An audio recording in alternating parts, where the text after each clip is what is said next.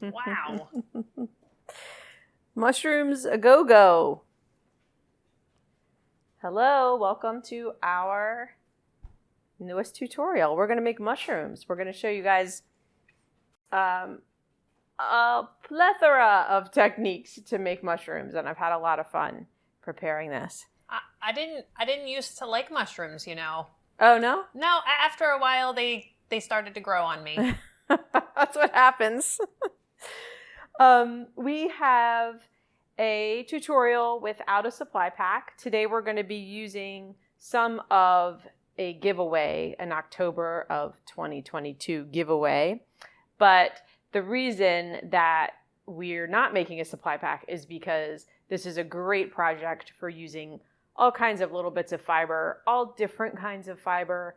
We're going to do some wet felting and needle felting, and it's the kind of project where you can just really enjoy the materials and find many different ways to use them. So I do have some specific fibers here, like I said, that are from the giveaway, but basically you will need off-white chunky core for building wrapping armatures, and then various kinds of top coats and merinos and silk for wet felting the caps, which is the approach that we are taking. Wet felting gives us a really magnificent result because of the technique. Whereas needle felting can end up looking a little more labored, wet felting can have some really fun, sort of just naturally occurring variations. So, for example, this was my version of the beginning of a chantrelle. And we can also do I have a red, I've done them in orange with the warts, which is a lot of fun. Some really simple caps, and we're going to make these oyster mushrooms as well. So lots to do. I will be using, here's a few colors that we have in stock that I really like. I like the blue moon. It's a great color for an oyster mushroom. Sorry, Milo. That's okay. I also like full moon because it's off-white, but it's a kind of a dynamic glowing off-white. So I've been using that for my stems. Just gives it a little bit more. Many I actually did in off-white chunky core only, but this can add a nice variation to that. This is skin tone olive. We have so many nice house carded browns that will make all kinds of wonderful mushroom caps. So you'll see me use these three. As far as tools go, I'm going to wet felt, so you'll need a wet felting kit. Of course, we're going to needle felt. My armatures are all made with 22 gauge wire. It doesn't matter what color it is, it gets completely covered. And I'll show you a variety of armature styles. So have 22 gauge wire on hand, your regular needle felting tools, and this tutorial will cover the mushrooms. And with the idea that after our giveaway, we're going to have a felt along to make these forest floor vignettes.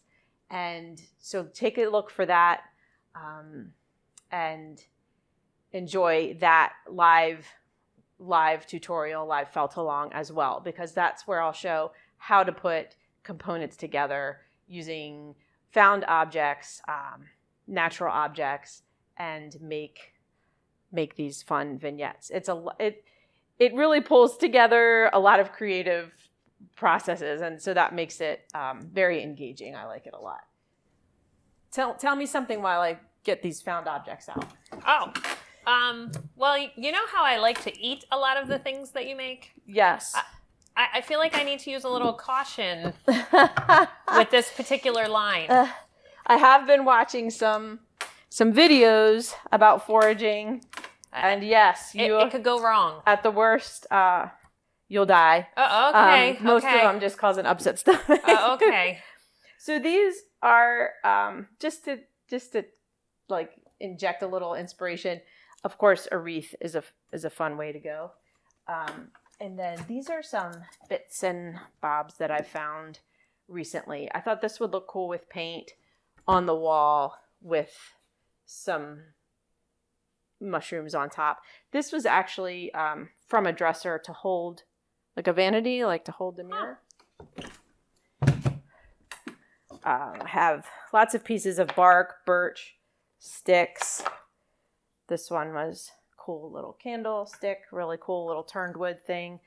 You can find frames anywhere, everywhere, so they're fun. I really like that one.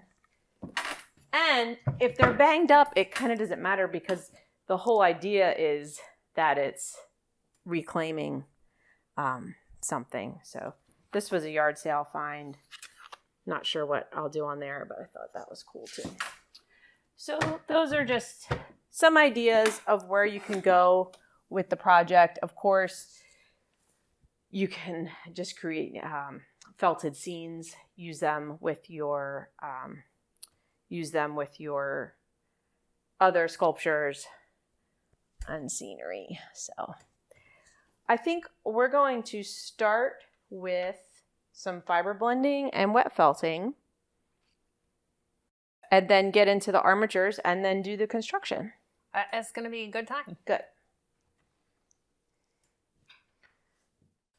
Okay, I'm going to just blend a couple colors to show you. I want to make a nice red, and then I'll be using the blue moon, and we'll make a brown as well.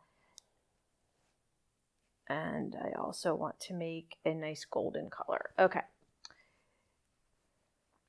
So I have some merino. Like I said, this can be any variety that you want. I have also some top coat in poppy and some lake merino and a little bit of passion silk. So I'm going to blend those together to make my red. Ooh, that's some crazy static to make my red mushroom cap. And some silk is fun in there because that gives it some shine. So I'll use my hand carders. Lake is nice and light. Poppy is super pure, very, very red color.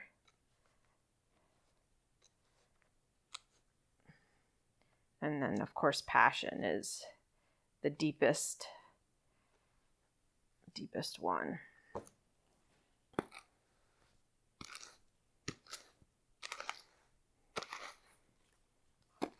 The house carded flower bats would be great for this. Because they have silk in them. They're formulated for wet felting.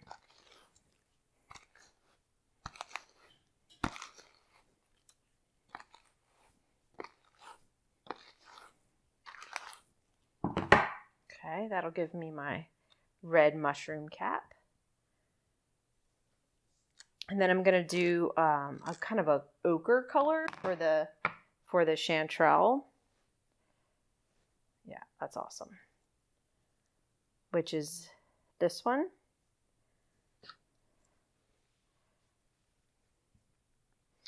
So for that, I'm going to use the melon. Definitely some of the marigold silk.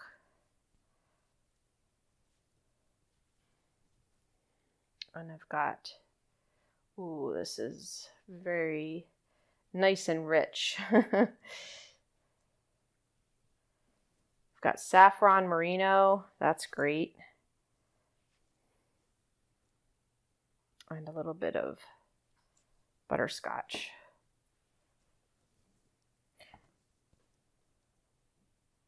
And I'll just load these up.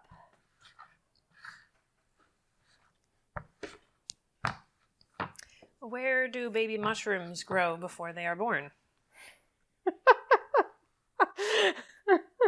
I don't know. In the mushroom. In the mushroom. That's perfect.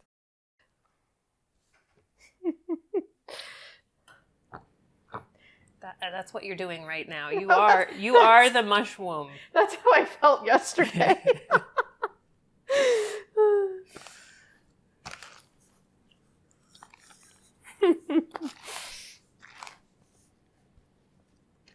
Oh, this is really pretty color. Sometimes with the chanterelles, I do like a slightly different tone on top than on the bottom, but I think this time I'm going to use this on both sides for both pieces of it. And I'm going to do that again because I need to make two faces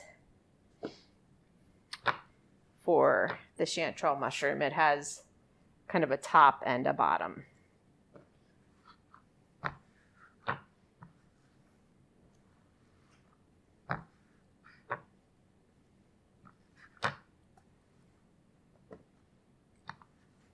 I love yellow ochre. It's one of my favorite colors.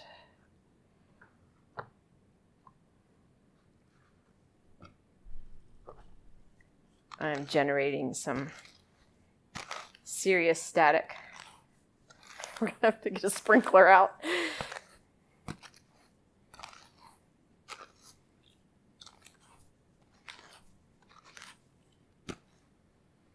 There's so much to learn about mushrooms, just diving in. We have these 2 books that I ordered in preparation because I really don't know very much about them. And they're full of information. There's a ton of videos. It is a cool rabbit hole to go down and to understand. Of course, there's that documentary, Fantastic Fungi, which came out last year. That was really good. Let's see. I think I've got the blue. I've got a brown. Oh, I was going to do a little bit of brown. I do have the olive skin tone, but let's make another one. So like an apple is the fruit of a much larger fruit tree, the mushrooms we see are the tip of the iceberg. Yeah. It's like 5% of the fungus is underground. Yeah. Yeah. And there's like actually the biggest living organism on Earth is a mushroom. Fungus. Yeah. Well, a fungus, okay. Yeah. So this is nut. Nut's also one of my favorites. Nut. Let's do some cinnamon. Just do nut and cinnamon, and maybe this chocolate silk. Although it could be kind of cool to put some. Let's try a little bit of saffron in there. What? I know. I'm talking about what I'm reading. Oh. This is crazy. They eject spores from their gills. Yes. So a fun thing to research, and I wish I could, well, first of all, I'm not knowledgeable enough to go over everything, but a fun thing to research that I did was anatomy of a mushroom and start making yourself some diagrams and vocabulary, and that way when you're putting them together, you feel a little more connected to your project, which is what I do with animals also, just getting to know them. And this is yet another facet to our craft. You know, we always talk about it being therapeutic, and but that sort of aspect of diving deeper into things that you didn't necessarily know about before. They like create their own airflow. They're to transport the spores. They are essential. Well, everything is essential. But play a huge part in the way that the environment operates. They're communicators between trees. All right, this is fun. I like this. Alrighty, I'm going to set up my wet felting. Okay, this is the fun part. Well, it's all the fun part. We're going to make, I think I have four or five plants. We're going to make the, I should have remembered what this is called, but they sometimes have very complicated names. The red one with the white spots, the chantrelle. We're going to make these simple caps, which is how these trumpet mushrooms were made. We're going to make some oyster mushroom little caps. And I'm going to try something that I didn't try as I was preparing, which is to felt around a resist and then cut it and then hopefully end up with two little umbrellas for each resist. So let's start with the red one. And what I'm going to do is lay them out right here and then slide them out of the way. So on this one, this is off of my hand carder.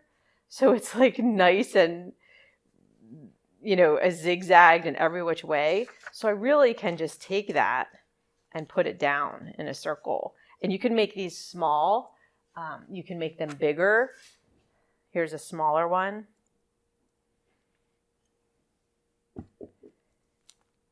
Let's see. Let's take a little bit of this away. Make it not quite so big because I'm trying to fit a lot of things here. Now on this one, I think I put a hanky, which I'll do it without it so you can see how that goes. But I'm going to put, that was one layer. I'm going to put just a second layer on top of that. If you're pulling straight from roving for some reason, you want to make sure your roving is nice and thin and crisscrossed so that it felts evenly. Okay, so this one, so about 2 layers. It feels like you can press it down and kind of feel how much fiber you have going on and how thick it'll be. It doesn't need to be thick, but it does need to be consistent. You don't want thin spots. You definitely want it to be consistent. Using the white neps, I'm going to sprinkle these around. Sometimes it's a little irregular, like it might be more on one side than the other. They can be pretty sparse. It's totally up to you how you want that variation to be. And then the mulberry silk actually works really well to hold the neps down. It kind of zigzags in between them. So I want to make sure it's not too linear. I'm messing it up a little bit.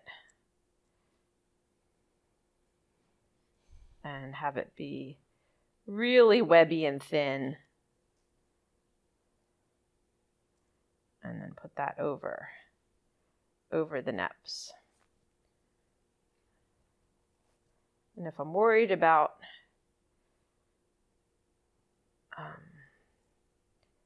that felting, I can put just a few little thin bits of my wool mix on top of it. All right, that was easy enough. That's an easy one. These will be easy as well. So we want to do, I like doing off-white underneath and then brown on top. So I'm going to actually use that full moon and make a little circle. I like to do 3s of things. I feel like that gives me a good variety, like a good number when I'm making the vignettes. So I have an off-white layer, and then I'm going to put the brown on top. This is the brown that I just mixed. It's nice. It's kind of cool, like coming off the hand carders, because it is really already irregular.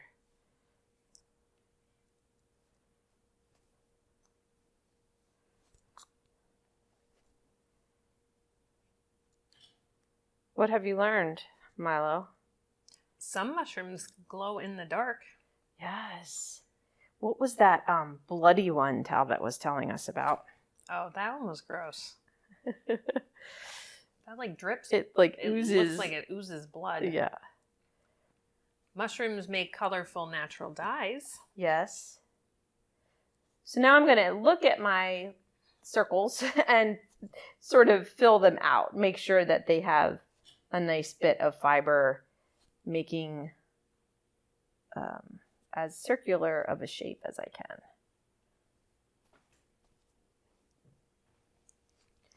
We're just going for 2 even layers with this, because once I felt this a bit, it's going to get flipped over, and I can just turn this edge in a little bit and neaten that circular shape up. So that's what you're shooting for. I've got a nep right there. I'm just going to leave it there and see what happens. Some mushrooms have the warts. Some of them have scales, they're called. Like they'll have little scales on top. I did not figure out how to recreate all of these natural phenomena, but I do like that the nature of wet felting can kind of mimic some of these organic things. Let's do the oyster mushrooms. Again, I'm going to use the full moon, and I'm going to make 5 of these because they look better like in a nice full cluster. And this time I'm thinking circle, but I want to leave this it's kind of shaped like a fan. So I'm going to leave this fringy edge. And you can make these different sizes because that's the way they are. I'm going to start with these 2 to kind of make that little funnel going down, and then put more. Of course, they do kind of always end up the same size. Let me see if I can intentionally make one smaller and one bigger.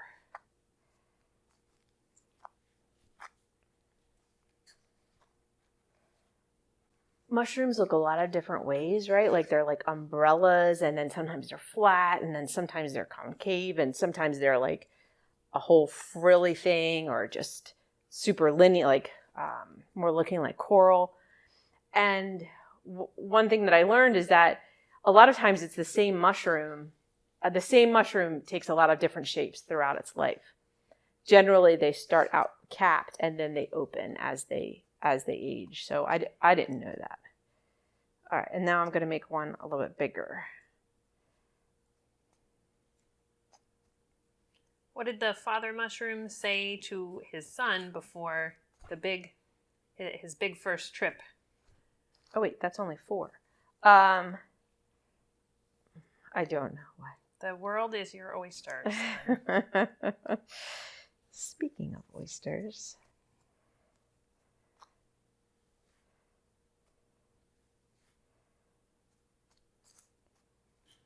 All right, I have my 5 white underbellies. And now I'm going to put blue moon on top.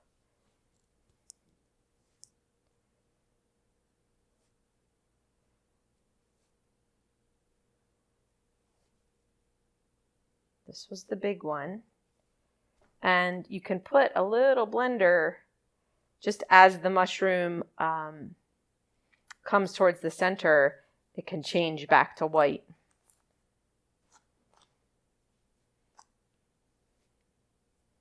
So that's very poofy, but it's still very thin. Thin layers of fiber. Thin but consistent. So I just, like, what you see is how it will be. So if you see holes like that, there's like a bit of a thin spot there, that would be there. So I could put a little bit more fiber there.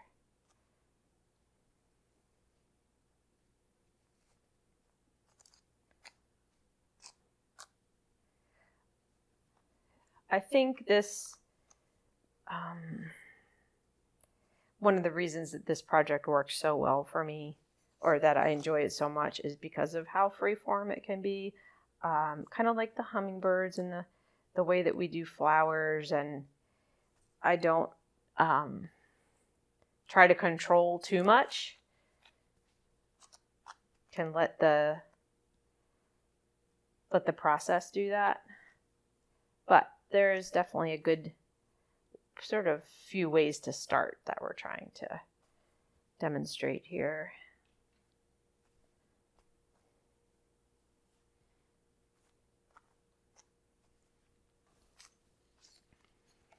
I've also used the power wax on a few of these. I really like it on the warty ones. So that's another tool that's available to us.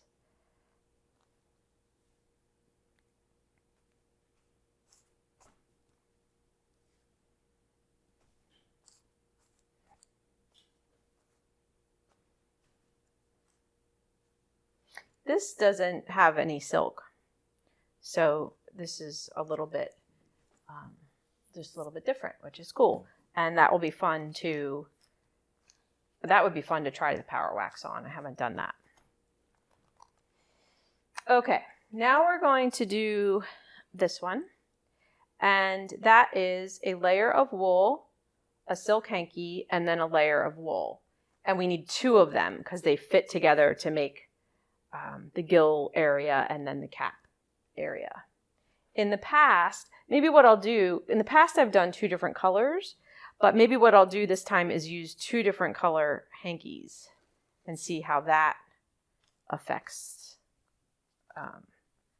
with the same fiber.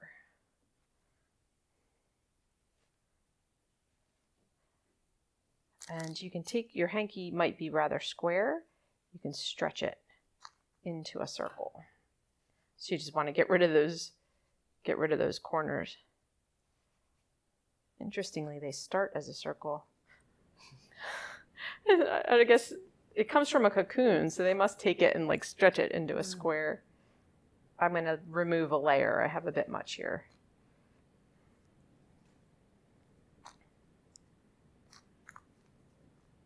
And then we'll use one of these wacky ones.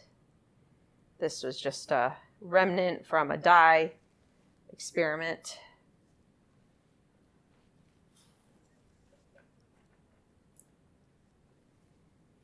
Yeah, that's still connected.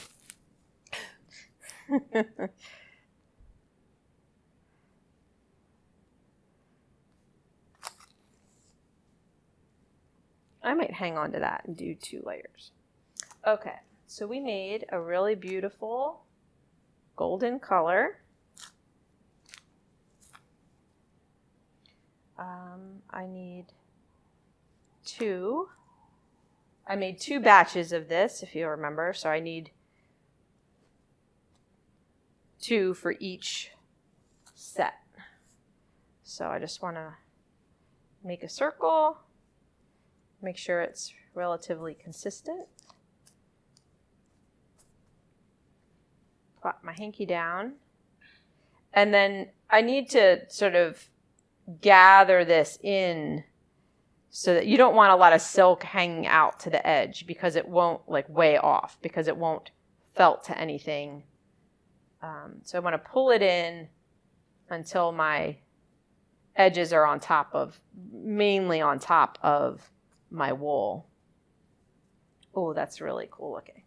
And then I'm going to put maybe a slightly thinner layer of wool on top because I really want that silk to show.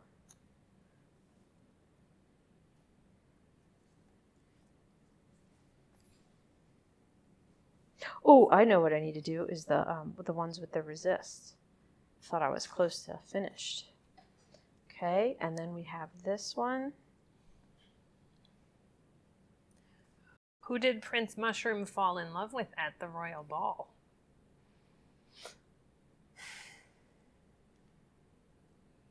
It might be a stretch. Cinderella. Chantrelle. You were close, though. It might work well, depending on how you picture your chanterelle, to have the spore side bigger.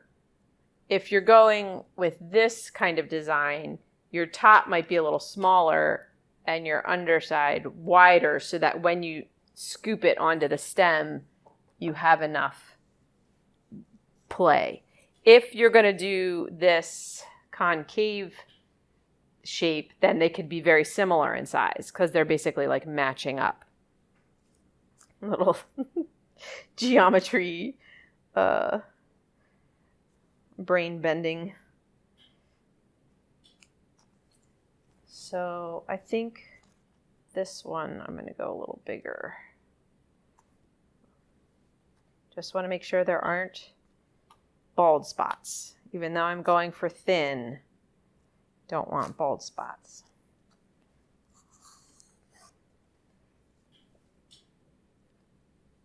Put the hanky. I think I'm going to see what happens with 2 hankies. So I've got one. Put some fiber on top. And then I'm going to put this other one, just because they're both pretty thin and fuzzy. See if I can get the red edge to round out over here.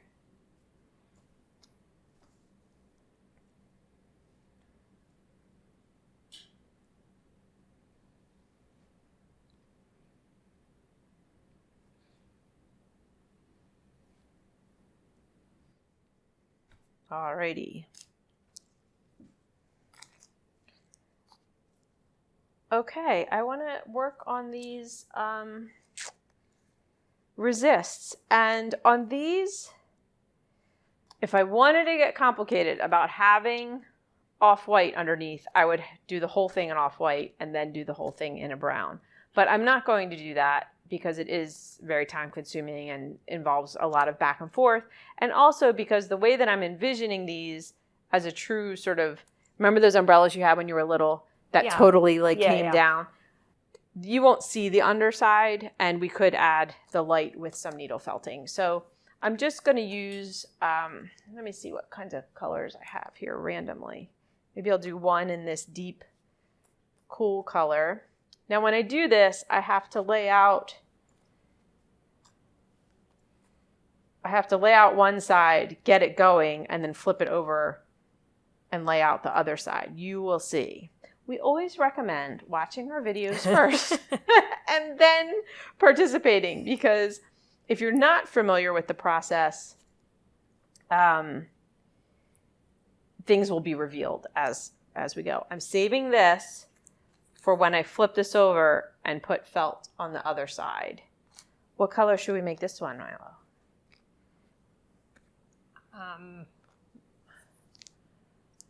That one is lovely. Are you going to want those together? I don't know. Let's mix this and whatever this is and use it.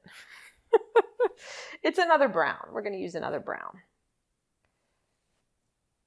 That's good. There's a lot of brown mushrooms out there. Yes, so many beautiful colors. Oh my gosh.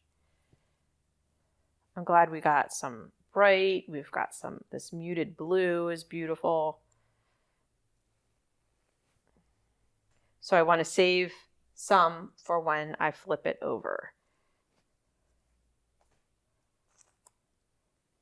And I want this to crisscross, and I want it to hang over the edge of the resist so that when I do flip it, I have these edges to come around. So I'm going to put just a little bit more. Since I'm making a more like a sort of 3D vessel here, we want to make sure we have enough. Add a tiny bit more to this one. This is a cool color. It's actually more of a gray now that I see it next to this warm brown. We are ready to wet felt. All right, I think I have these pretty well spaced out. I'm making sure that I keep my browns nearby for when I flip those over.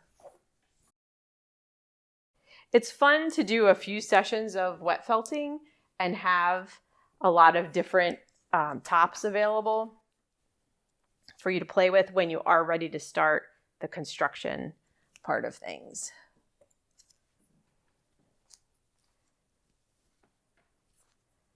I'm just pulling them a little bit farther in so that, thank you. That's what friends are for. Voila. I just rewatched the entire Twilight Saga, which is full of forest floor inspiration.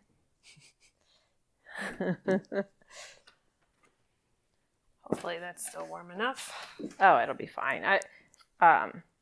Warm is, it doesn't have to be super hot. Okay, I have a sprinkler. I have some warm water with Dawn, and then I also have some olive oil soap for getting everything really sudsy and using on my hands to make them slippery.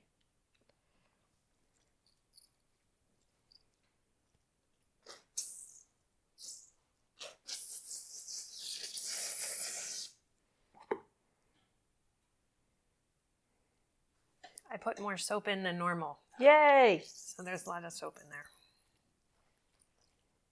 It takes a lot.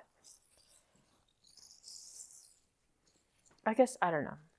I don't know how much it takes. it feels like more of a struggle. I feel like when it doesn't have enough soap.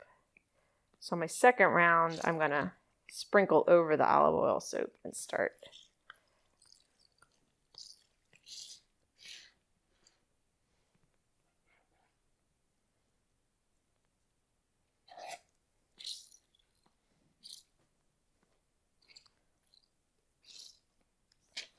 Okay, now I can see what a mess I'm making. Now I can see where I need water. Oh, I might have done too much. These aren't very thick, so it doesn't take a lot. Very gently at first because everything's all poofy and just laying in there and it hasn't come together yet. So at first the pressure is just pressing the water in, getting the air out, and starting to tell the fibers in a whisper, you're going to stick together now. It's creepy. I really liked when my kids were little and I, instead of yelling at them, you ever whisper to them? I get all, what? You're going to want to stop doing that. That means mom's about to lose her stuff on you. It's like reverse psychology in volume form. I have water going all over my desk, by the way. Do you mind, on the shelf over there is another towel. Yeah. I should have had that at the ready. The big one? Yeah, that's fine.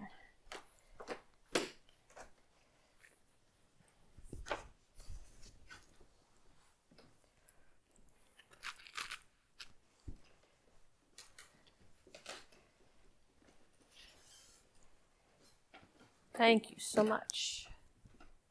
Just sop up a little. It was aiming for my extra fiber, which no. I don't want it to hit because then I won't be able to work with it.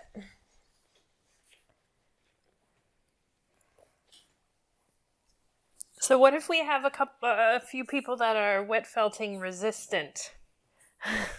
Like they want, whether they feel as though it's maybe too physical. Just don't like it. The question is going to be, how can I needle felt this? Is it needle feltable? It is. Needle felted. It doesn't have, the fun, it doesn't have the smoothness and the fun things that happen. Harder to do with the neps, although possible. And I used You know what I used was the nest technique. Okay. So you do the double decker taco with all the fringe coming together in the middle, felt around the corner of a mini stabbit, and that can get you some nice cap shapes. In fact, we might do that as an under structure for the caps that we make. Okay. If you were just needle felting these, you'd want to really put some effort into making some nice blends to get that visual interest in color. So I'm going to lift my voile now. I want to make sure things aren't sticking. But it's also time to flip the 2 resist ones and add the fiber. Not quite time yet to flip the ones that we want to treat the edges on.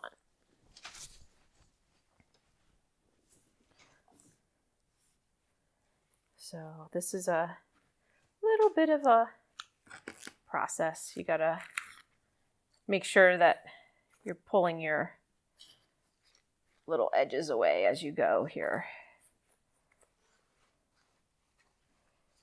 So you see that didn't take long just for the fibers to start to,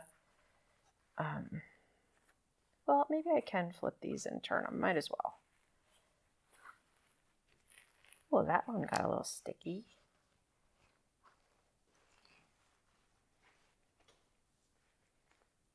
So many little pieces, it's a lot to keep track of. You really barely pressed at all and got a lot of... Yeah, it's sticking really well.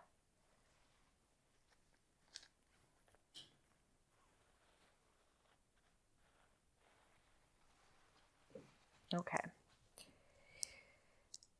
These can stay the way they are. That one had some silk running around, so I'm just going to press them in a little bit. These we need to flip.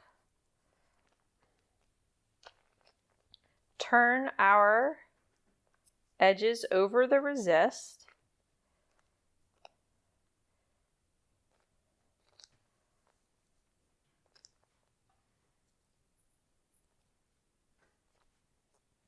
Bring them around here. Oh, I had a little thin spot. The oyster mushrooms, I want to just roll the edges in around. I'll do one in the center, probably a little off camera there. I'm going to leave this. It's kind of the equivalent of our fringe in our needle felting. And I just want to roll the very edge around to get a smoother edge.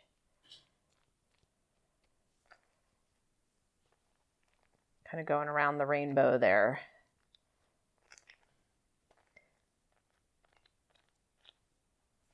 Oh, that was a big one. Biggin. But leave the bottoms so that they kind of incorporate to the stem structure.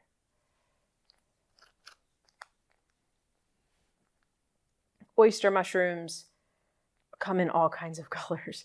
That further complicates mushroom identification, I feel, because there's so many varieties, doing all different kinds of things. I think on my red mushroom, I think I'm going to turn the edges in because I want it to be a true cap. I don't want it to be wavy.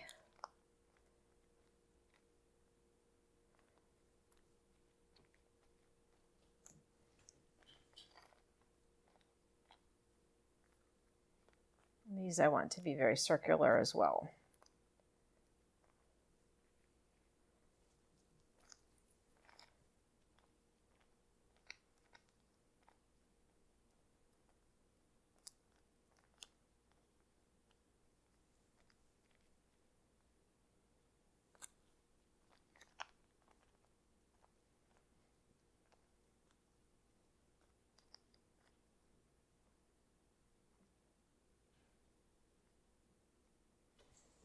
Okay, and then we need to lay a second layer of fiber on top of our ones with the resist.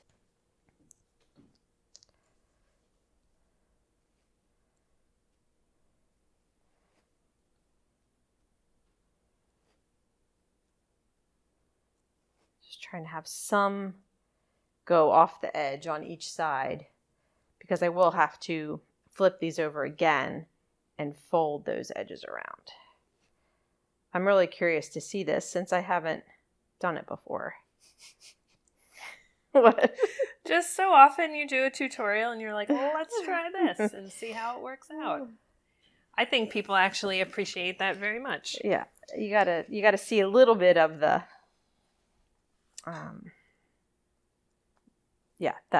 that part of things. It's, in your own felting, whatever you decide, or creativity in general, whatever you decide to try, don't be afraid to try new things. Because even if it's a fail, you will definitely learn something about your medium or the process. I don't really need more water because I went a little crazy. So you could have to add more water right here, but I just pressed that down and it had plenty. So again, I'm going to be a little bit gentle because now I'm on a new side and I have all those folds I just did. Oh, this is so exciting.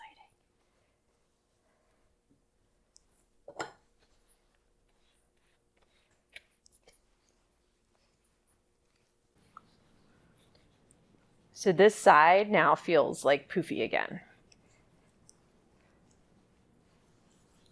I'll get these going and then I'll flip things one more time and then do a little bit of rolling. I really used more water than I need. When you start to feel it, kind of like this one, I can really feel it coming together. Then you can start to put a little more pressure and intent into your efforts.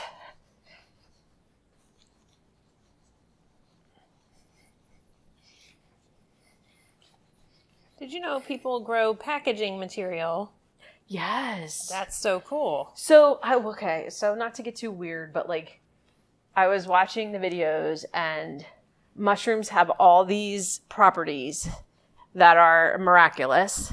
And it just reminds me of wool, because wool is, I don't know if I'm going to say antimicrobial, antibacterial, fire resistant, has this felting quality and the ability to keep you warm even when it's wet and all of these like amazing things.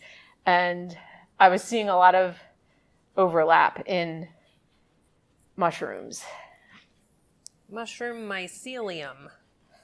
That's it's like the roots basically, right? Okay. So that's what they use to create a mushroom packaging like styrofoam. Oh, okay. Maybe it means like the fiber of it. They were experimenting with it as insulation because it does have insulative properties as well as fire resistance, strength. I mean, it's just, yeah. So the mushroom packaging takes 45 days to fully compost compared to 500 years for styrofoam. Oh my gosh. So amazing. We have all of this, potential in nature, and we sort of, turned away from nature in a lot of ways, and it's neat to see the return, even though we're adding our modern technology to it, the return to it, and hopefully to do it without abusing the ecosystem. And okay, I'm going to do one more lift and flip. This time's much easier, except for these little buggers, since this is their first go round.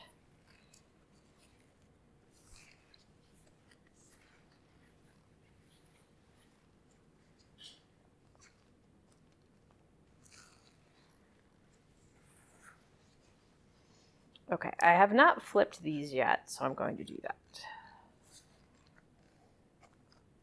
Definitely need to flip these and bring the edges around.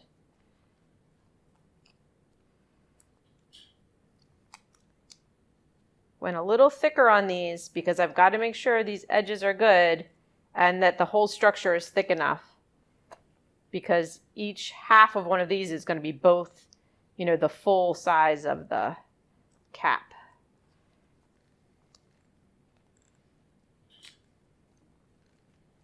Get your edges nice and tight against the resist. Flip these back over just because it's prettier.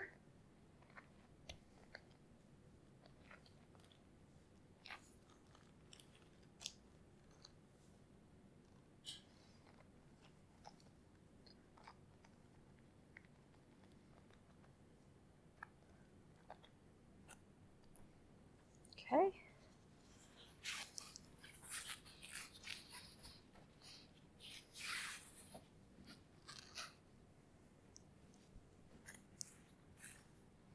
And now we can really sort of get to it.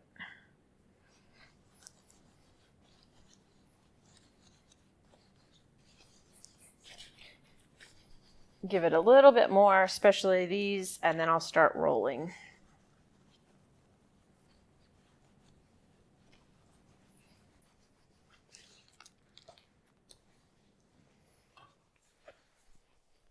All right, I'm going to use my foam full noodle and roll this up.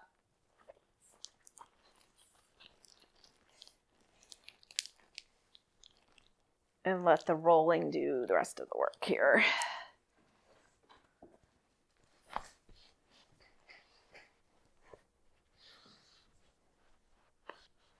And I'll go, you know, about 60 times from each direction. Don't have to go too crazy because they're on the thin and small side. A bigger project, you do more like 100? Yeah, I'd say the bigger the...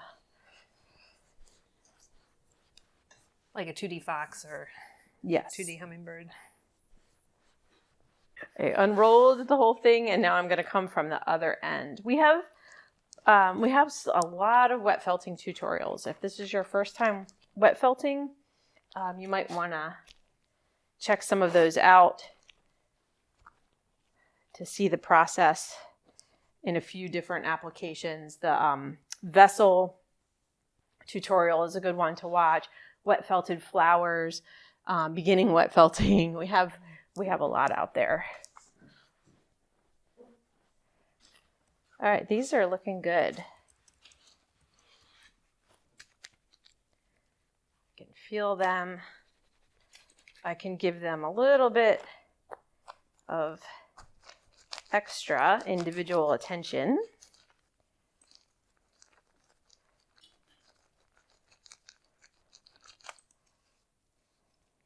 Make sure that they're really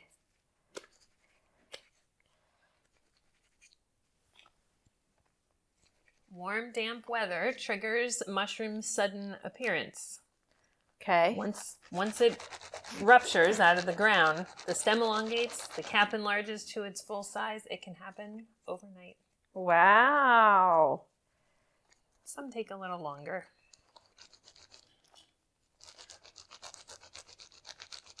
Oyster mushrooms are the fastest growing. Interesting. All right, I won't bore you with every little mushroom. I'm just feeling them and tightening them up a little bit. I could have rolled them a little longer. You could do this like one by one. At this point, they're felted. I'm not gonna hurt anything. But I do need to start to shape these before we finish and rinse these off.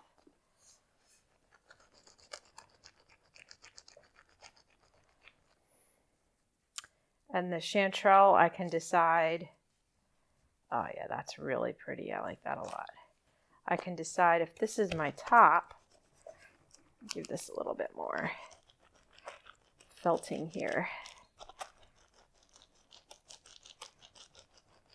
Ew, stinkhorn mushroom. Okay, This thing grows at a rate of about 0.2 inches per minute. The growth rate is so fast, a crackling sound can be heard. Wow, that's as the tissues swell and stretch. And then it stinks. Like, how can something generate new cells like that? You know what I mean? Like, it's almost like... yeah, or what's the word? Like sci-fi, yeah. All right, so I really just tightened that up in a couple of rolls each direction. This one is going to be the bottom, so I want to find the middle and use this kind of motion because I want it to get kind of that wrinkled, flared look to it. So I might try that from a few different directions. Oh, that was the ADD kicking in. I was like, I gotta do these ones.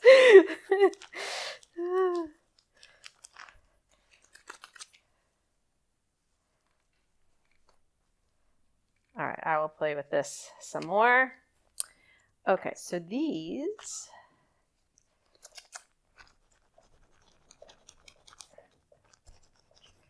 I want to cut like right across here.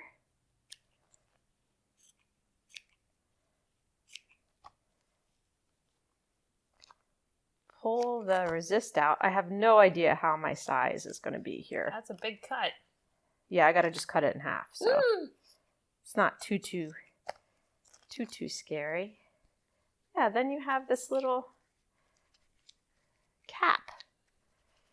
And you can felt it in different directions to get rid of the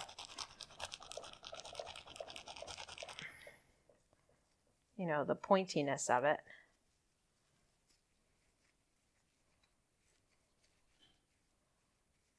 You can make it bell-shaped. You can make sure that it stays completely cap-shaped. A little bit more wet felting gets rid of these cut edges. Oh, this is bad. But they sometimes do get little like nicks in them, like maybe because they've grown so much. Oh my gosh, these are fun. I'm glad we did this. These are going to be really fun.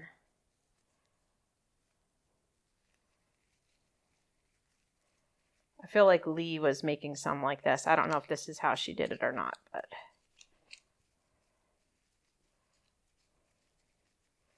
So you can pay as much attention to the edge as you'd like.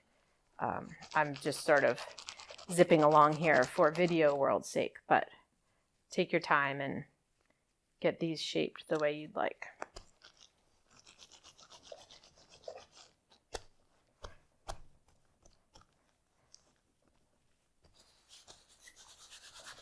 This one, oh sorry. This one isn't totally felted on this side, so I'm giving it a little bit more effort before I cut it.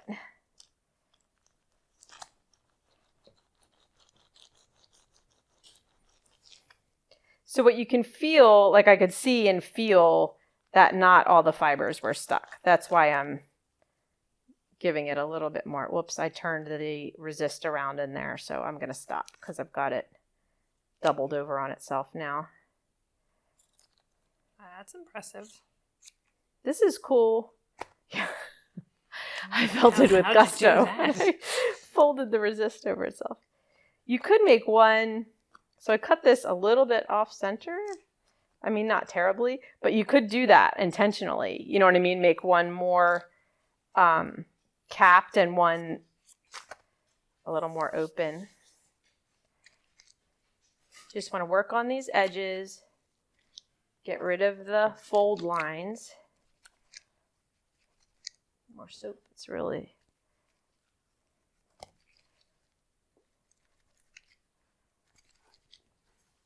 Oh, this was the one I mixed those two colors together, and it has some like veining and marbling in it, which I don't know if that happens in mushrooms, but I don't care. It's pretty and natural looking.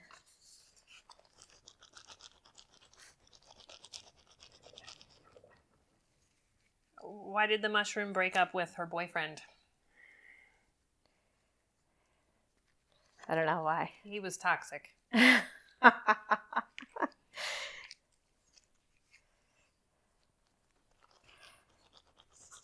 mean, you do have to assume mushrooms date to really embrace that. But. A lot of the jokes, you need your imagination. What animals eat mushrooms? This is not a joke. An actual question. I'm asking. Okay, so this one, as I'm working with it, just opened up more. So I'm going to go with that. It's not as cupped. It's a little flatter. So I'm just going to encourage that and go with it. So I've got my super dome and my flatty. Deer. Deer do? In the winter, when food needs are critical, mushrooms are particularly important, especially to white-tailed deer. Wow. I didn't know that. Squirrels, rodents, birds, turtles. So are they just mushroom remnants in the winter? Or do mushrooms grow in the winter?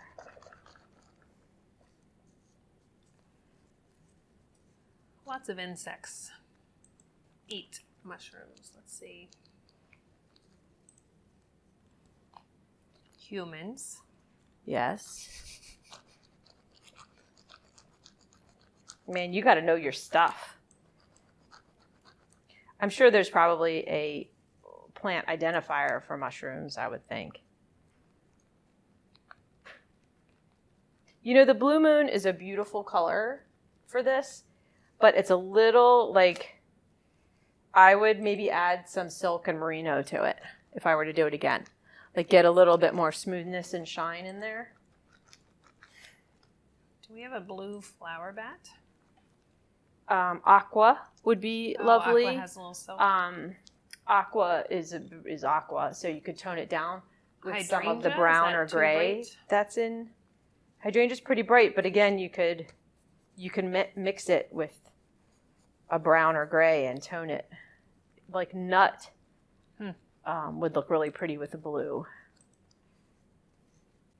Alrighty, we're going to give these hot and cold rinse. I usually do 2 hots, 2 colds. And then I put them in a spinner. If you don't have a spinner, lay them on a dry towel and really wring them out. And then I'm going to put them out in the sun to dry. Okay, I have my mushrooms caps. Gosh, that is bright. And they are spun as dried as I could get them, but not totally dry yet. So before I let them dry, I want to shape them a little bit. So give them a structure, because they will kind of hold that structure as they dry. So my little caps, I want to shape into position. This has some purple in it. That's really cool looking. Oh, that's a deep one.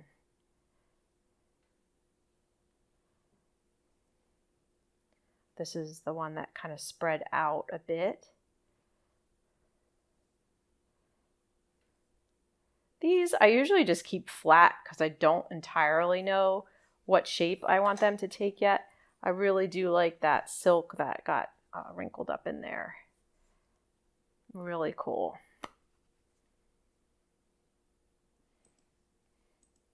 There's my red cap.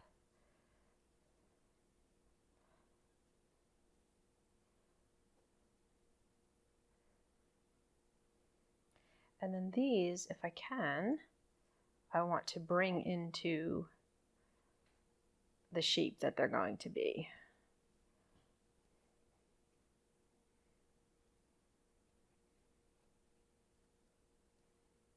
So that just helps. It just helps them dry. If they're going to dry in the contour that you want, that's a step in the right direction.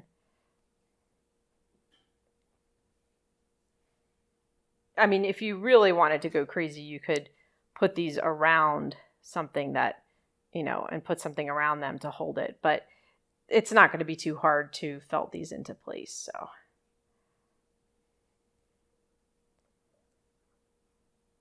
I did get some variety in size, which is good.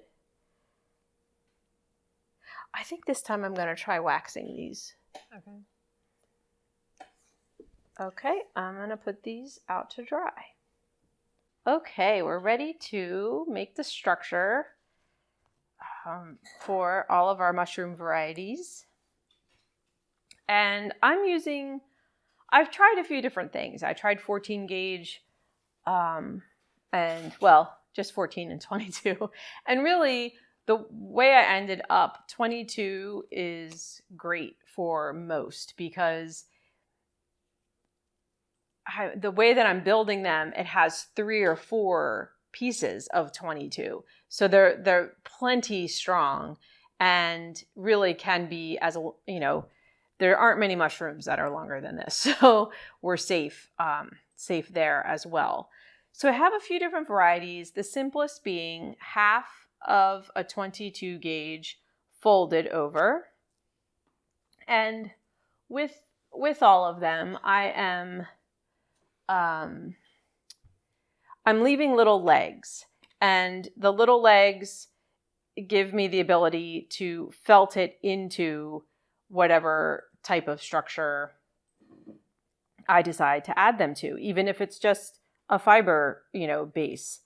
So that's how these are working. So I'll show you that one. So we want to cut a 22 gauge in half. And then I'm very simply folding that half in half, leaving a loop at the top and twisting it down, leaving about an inch of legs. Or a little, you could go longer if you're making a small mushroom. The other thing that you can do, if you're putting a cap, depending on the shape, like these trumpet mushrooms over here, what I did was I left a loop, I twisted my wire, and then I took the loop, opened it up, and turned it 90 degrees. That way, when I felt my base, I have this nice flat top, which works really well for that style.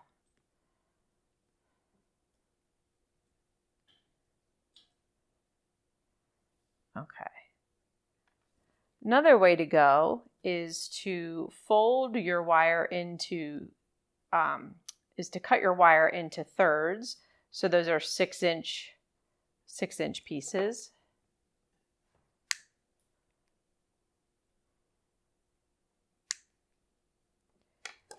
And then it's easier to start by twisting 2 together. So it's easier for me to go this way. Let's see. Leave about 2 inches and twist down.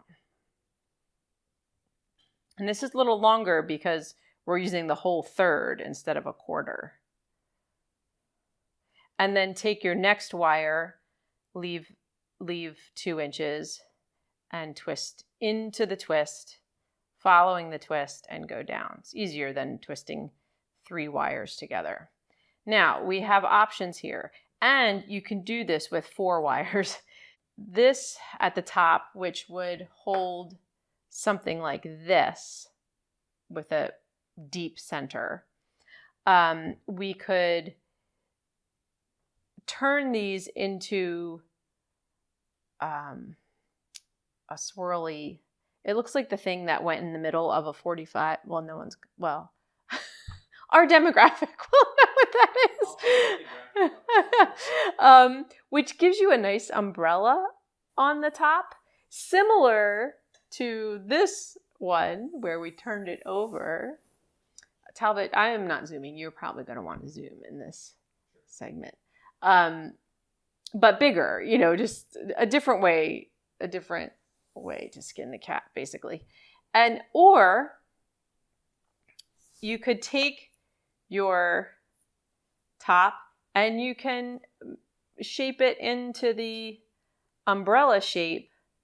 Now, this technique, I feel like in general requires like too much structure to have to, because you have to, what you're trying to do is fill this from this direction and fold the cap over from this direction. And that's a lot of things to force to happen, but that is an option. So basically you're keeping, some little sort of root bases.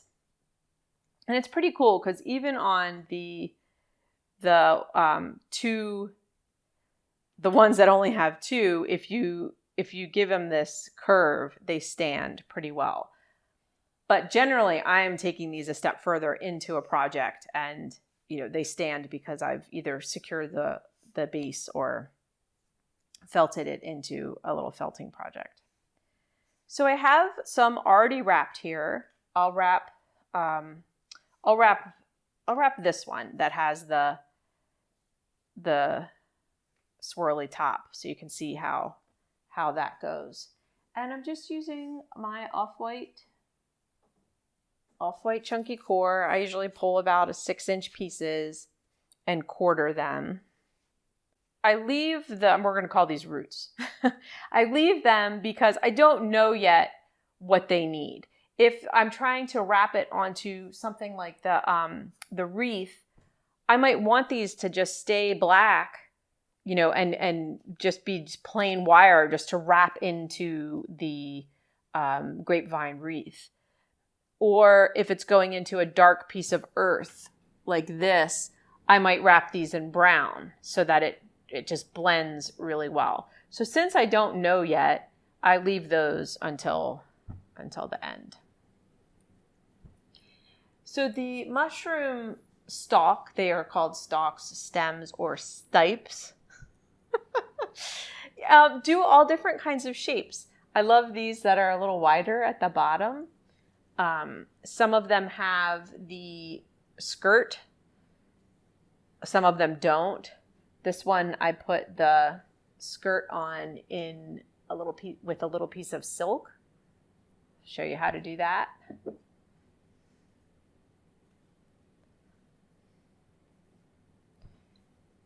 So look at the reference picture of the mushroom you're making, and you will wrap your stalk into that shape.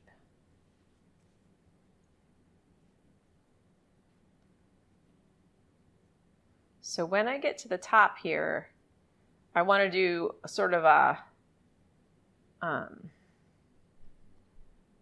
technique where I keep going in the same direction, but it kind of encompasses the whole thing. Let me show you that again. A little bit of a longer piece would have been helpful here.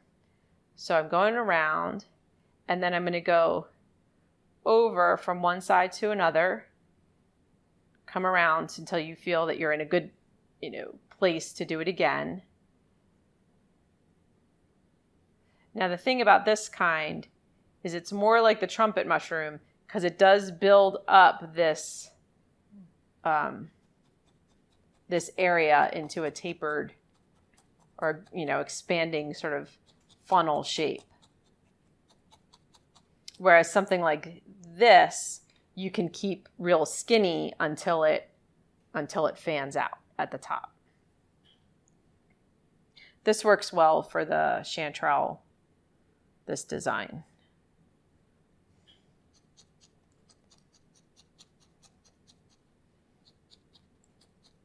So this part is not complicated. We're just getting our armatures covered and creating the structure, for our mushroom. Something like this, which is the simplest.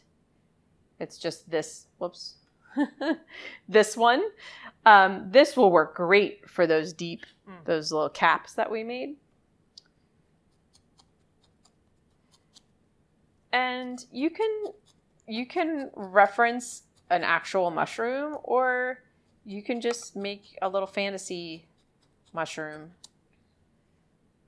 Needs one more piece because I have a few spots.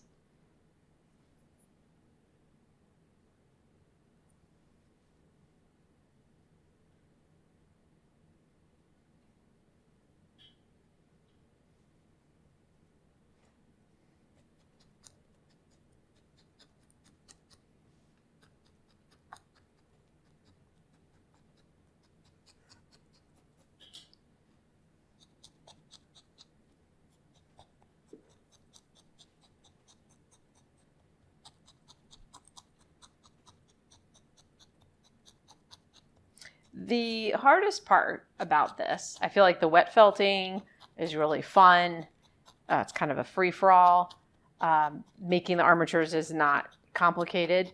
The hardest part is bringing it all together into a structure that you're happy with.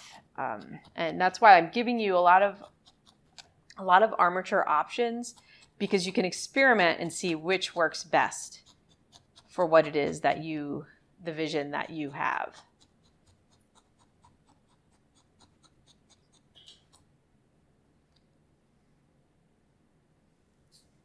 And then, I'm going to change the shape of this a little bit, and then I'm going to use that full moon on this stalk.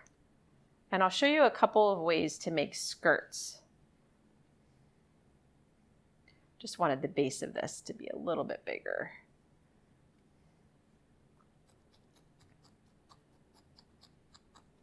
You know, you asked about mushrooms and how they could grow so fast. Mm-hmm. So they use cell division initially. However, when they're ready to grow quickly, they use cell enlargement. So they just flood the cells with nutrients and water. That is interesting. And then, yes. That's very interesting to know. That makes sense. So the trumpet mushroom, I believe, doesn't usually have a skirt, but just for the sake of the tutorial, we're going to dress this one up with a skirt.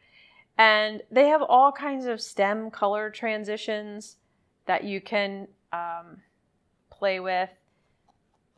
I'll show you a little bit more of that in the actual construction. But for now, I'm going to show you one way to make a skirt. I'm going to show you two ways. So you can make a double-decker taco.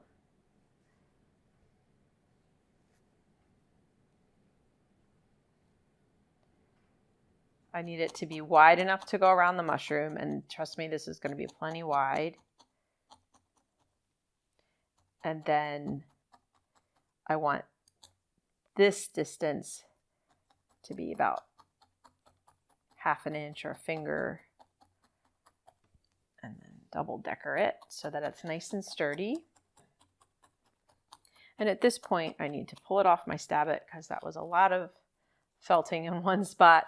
And I want to felt this really well with the the punch tool.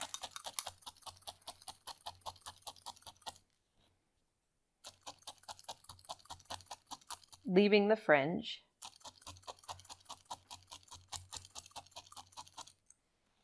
Okay, and I've got this one spot that's a little... This would be, you could take the grab and stab and really neaten this edge up. That would look fantastic.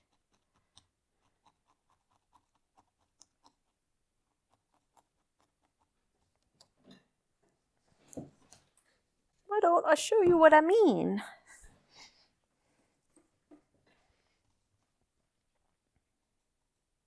So this edge won't get felted anymore. So really neatening it up. So we want this to look thin and kind of clean. So I'm giving the edge a little extra attention, and then I can use the clicker to get all those very stray hairs. And I don't mind that this will come off. It hasn't totally discolored it, but I kind of don't mind. I like that natural look to it. And then, what was I working on? This guy. So then, yeah, we're just gonna felt this around, leaving this edge sticking off. So let me tack it first.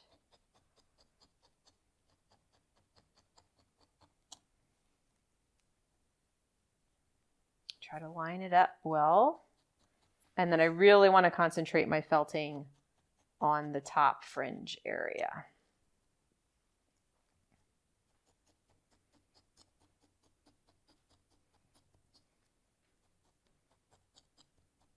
Then when I put my mushroom cap on, whatever I decide that the gills, or sometimes these are called teeth, like whatever I decide the underneath is going to be, I can let that blend into this skirt. Locks, tiny locks make a really nice texture for underneath the mushrooms.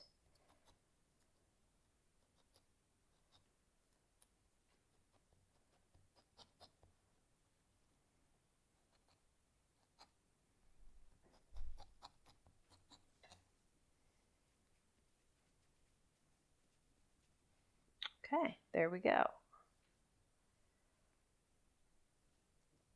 I also have this sort of nude colored silk. So that could be my skirt.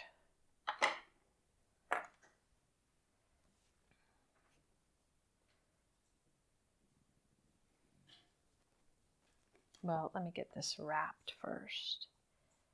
I love the way full moon glows.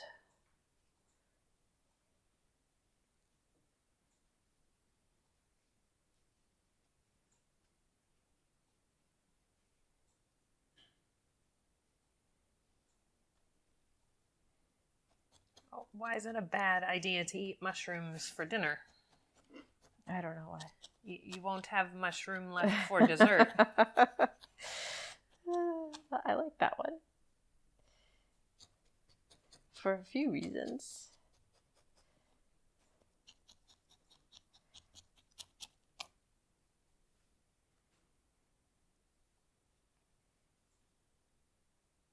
So silk doesn't really felt, so I need to take a tiny bit of wool and put it right there to tack that down, keeping it towards the top.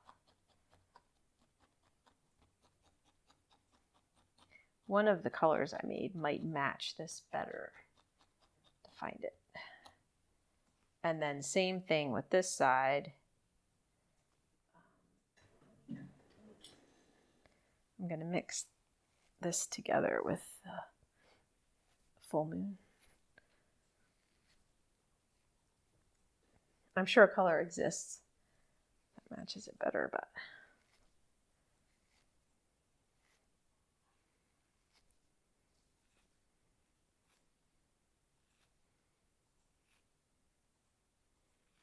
okay. Now I can take a little bit of this and tack it on top. Single needle, I think, works better in the silk department.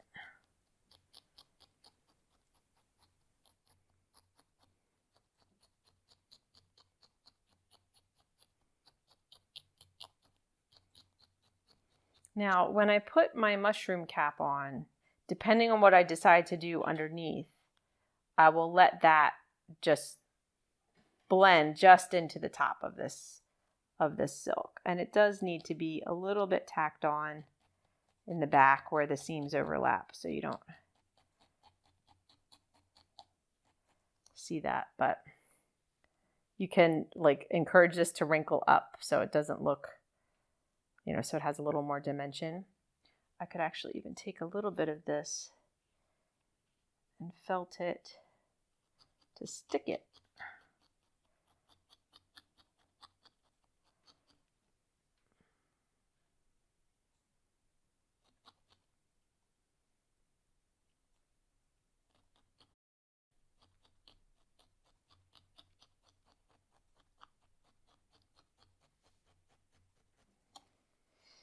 Alrighty, we are ready for construction. I'm ready. I have armatures, I have pieces. I realized that I didn't show you how I did the this sort of shingled oyster mushroom armature, and it's the same way. I used a mixture of halves and thirds and started with two that are going to come up the highest, and then just branched off from there in a staggered way so that when I put all of these pieces on, they each have They each have a branch. So this would get wrapped in off-white chunky core. So this is our little sample that we made with the skirt.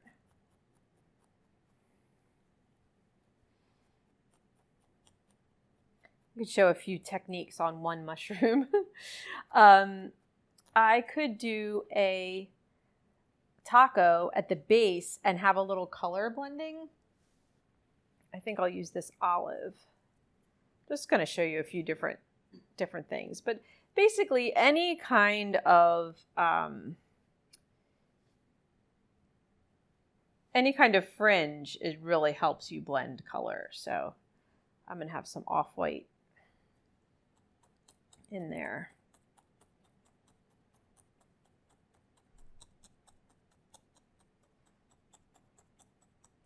So maybe I'll roll this up 2 times and give it a little more bulk. It's kind of like a double-decker taco, but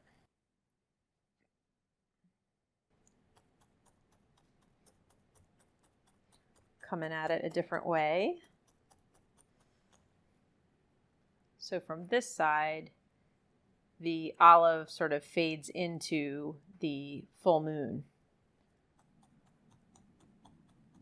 So there's a lot of mushroom proverbs. Oh, hit me one. I didn't even think to look, but there's some good ones. Okay, let's hear one. Croatian proverb. All mushrooms are edible, but some only once. That's a good one. It's a very good one. Is that a proverb or just an observation? This is a little bit big for this particular mushroom, but we're going to do it anyway.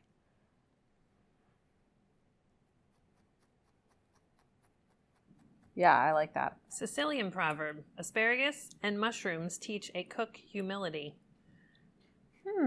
Interesting. Because I don't have a problem with asparagus. Well, you're a good cook. Well, but what's the challenge deal you with this asparagus? I think if you cook it wrong, it can be bad. Oh. I don't often do this, but I'm going to cut a little bit of this fringe because I don't want to pollute my little skirt. I just want it to end in the right place.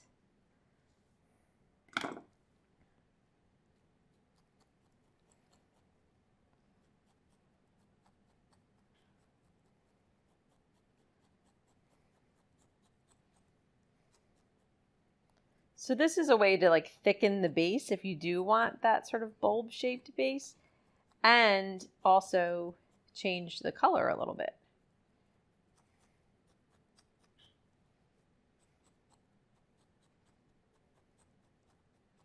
I think I might need to replace the needles in this thing.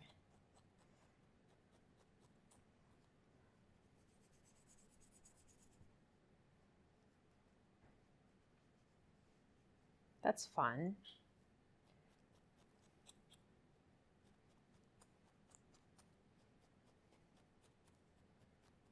So I will felt that some more, but that's kind of a fun way to do something a little different on the stem. And you could do that in this area.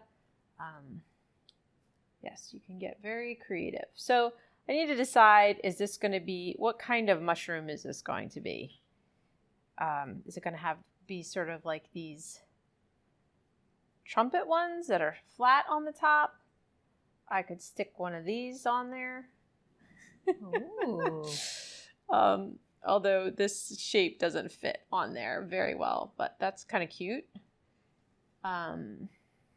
This would look cute red too, but I think my red mushroom is a little bit too big. Too big for that.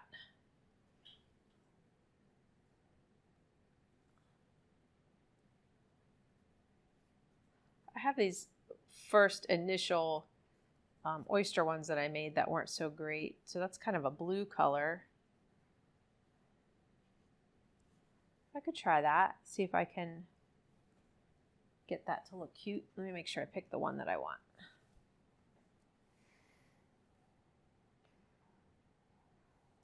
With that one. This is nice and flat on top, so I'm not going to fight that. I'm going to make this a more flat mushroom, and just going to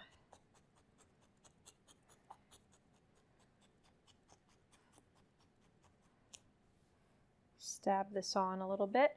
A mini stab it is really helpful when you're starting to try to,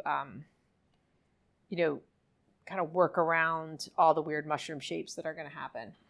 So I think this would work well to take some tiny curls. These are little BFL locks. We don't often sell them just white. This is what we use for moose moss, but sometimes we do. And also, Felting Farmer Lady Lee loves the BFL and often has BFL. So I'm going to use the lock to mimic the teeth or spores or I have my little mushroom diagram here. Gills. There's a lot of different words.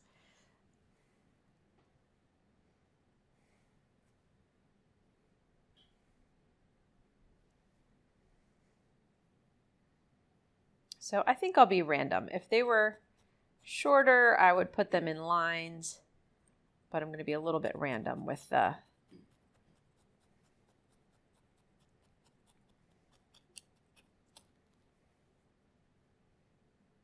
yeah, I think that'll look really cool. Mm-hmm. Put some this way, and that way.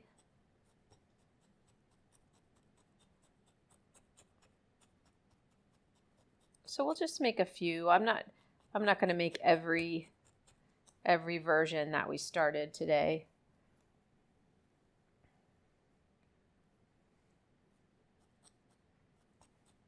Tell me another proverb.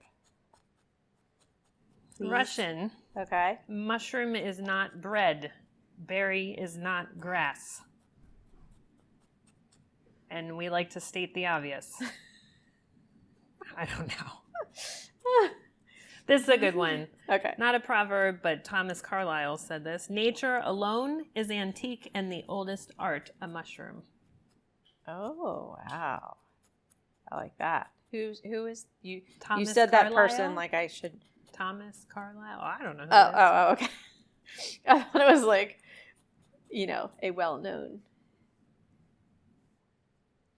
This edge is called the margin. Oh. Yeah, so you want to think about what kind of margin your mushroom has. This is called the cap. So I could felt the cap around just a little bit. I could leave it totally flat. You are the artist. You are the sculptor.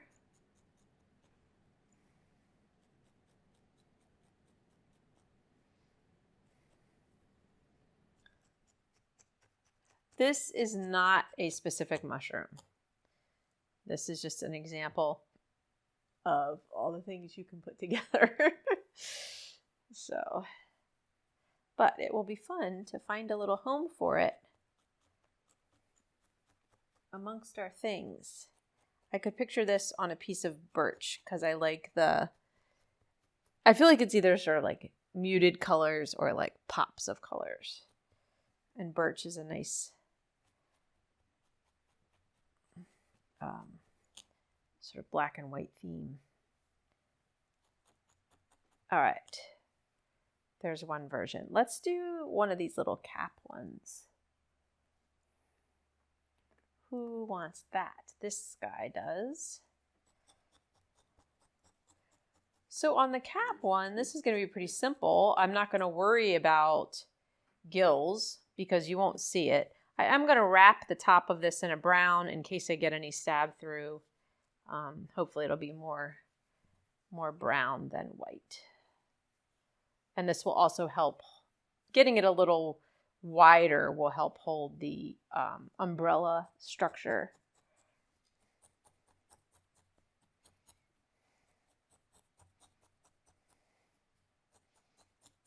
Maybe I'll give this one a little taper in color just to try a different technique. I'm going to wrap this again.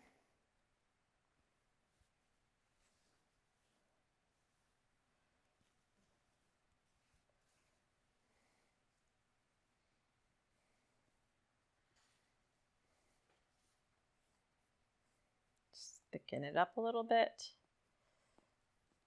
And then instead of a skirt, I'm going to do a taper in color from top to bottom.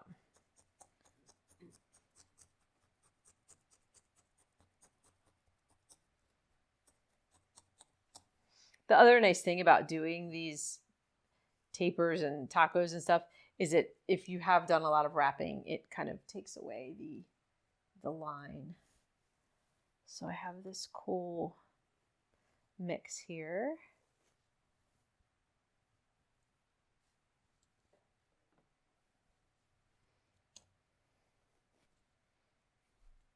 So I just really want a nice fringy edge.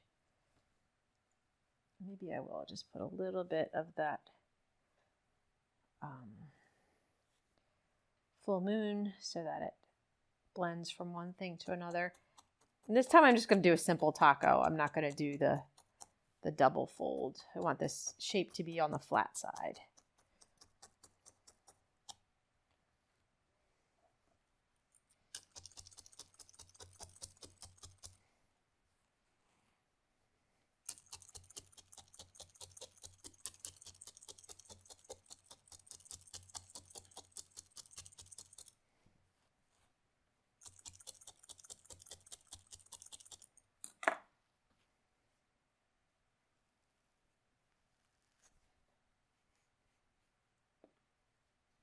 And I know all of this is going to get covered by the cap, so I'm actually going to move it up here a little bit and let that come down.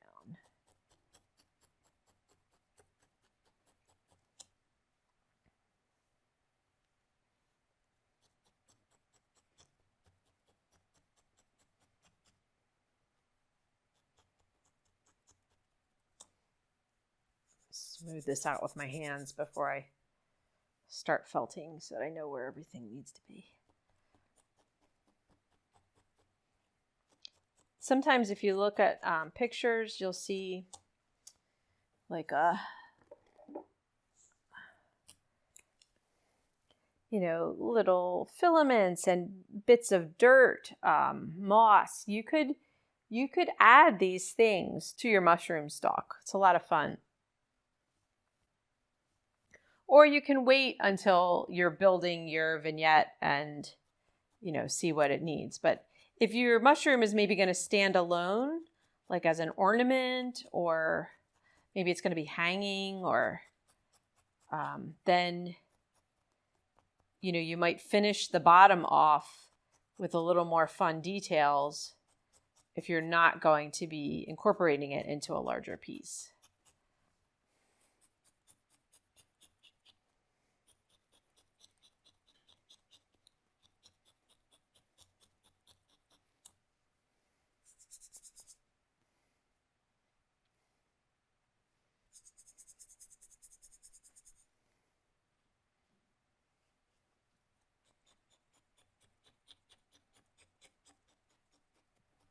Swahili proverb. A mushroom grows on dung.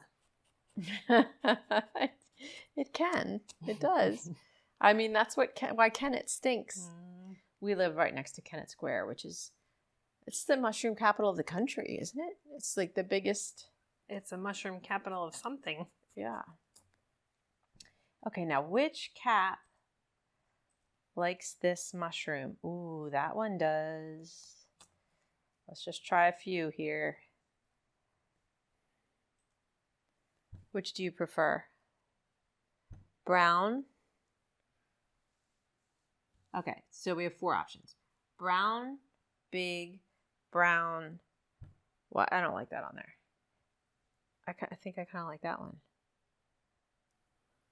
I like that and the brown one. I like them both. Ooh, I like that one. Yeah. Okay, this one I picked because I feel like I see a little bit more of the cool colors that we did underneath. And I don't know, something about it just suits that. Now, let's try the wax on this. Let's show the wax. Kennett is the mushroom capital of the United States. Yes. It might be the world. It might be the world. Yeah, I feel like the world is what rings in my... Is that like self-declared? Yep, Kennett Square. Mushroom capital of the world. So sometimes the mushroom houses have like people can stop by and get ridiculous deals. Like there'll be bags for like $1, you know, like just because they have excess, which is pretty cool. Little perk to living in the area if you love mushrooms. All right, I don't have to go too crazy like adhering this. I mean, I want it to be stuck, but oh, that's nice. I do. I like that a lot. So I wonder if I should do one where I put a few more details in the, like we could put a little moss on that. But I do like to leave them open-ended on the bottom because I never know where it's going to go. So just keep in mind that you could bend these, you know, clip or bend these wires, finish your bottom, and then have various mycelia. What is it? Oh, yeah. Hang on. You know, dirt, moss, different things attached to the bottom. I love this one. It's very simple. Let's put the power wax on and show how that looks. Which I'm a little nervous about because I like it exactly the way it is, but we're going to try it. Just going to show you the process. I'm going to give this a burn so that I'm sure I removed as much fuzz as possible.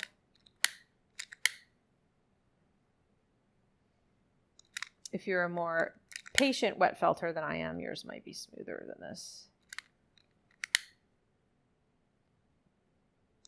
Okay.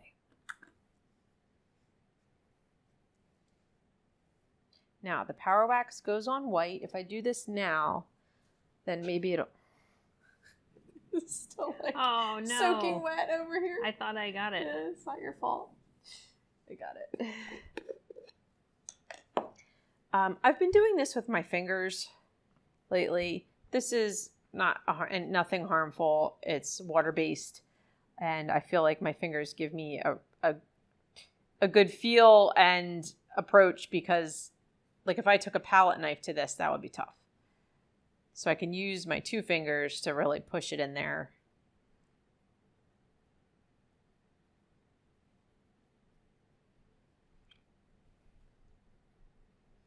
So I'm sort of putting some on, and then I'll push it all in. Kind of like icing a cake. You got to start with. I'm being somewhat careful not to touch the stem, because I don't want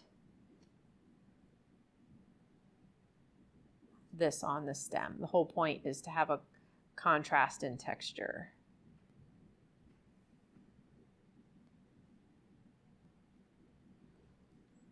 All right, we'll see. We'll check back in with this guy. It also is a cool way to kind of like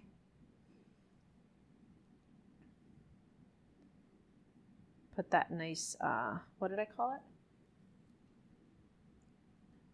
Margin. Oh, yeah. I keep forgetting all the words.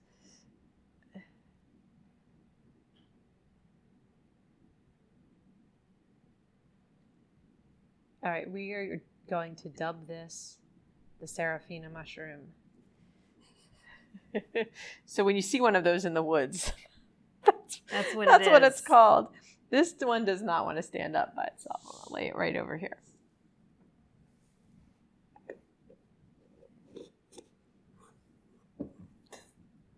Let's see if I can get away without getting up.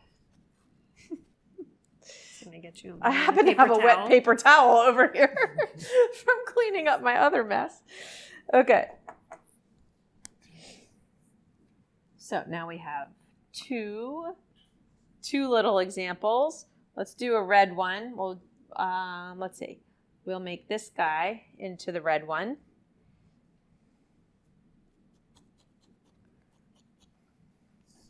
So I think it would be helpful to get a cover on this, and this is where we're gonna make the nest shape and just get some fiber going on this. It's a little more time consuming. It just requires a lot of patience and felting. So maybe you'll see me do that in this video.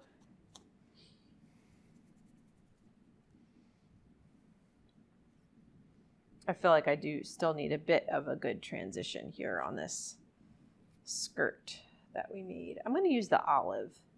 I feel like the olive is a pretty good match.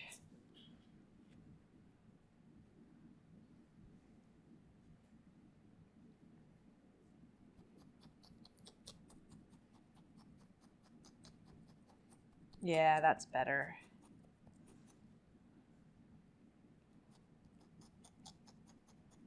All right, looking past the gender stereotype here. Why is it difficult to have a balanced conversation with a female mushroom? Am I going to be able to look past? I'm not sure. I'm just suggesting that you possibly... Okay.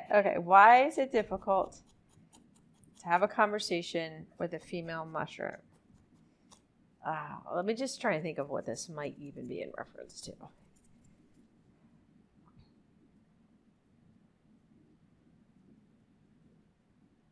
I don't know why.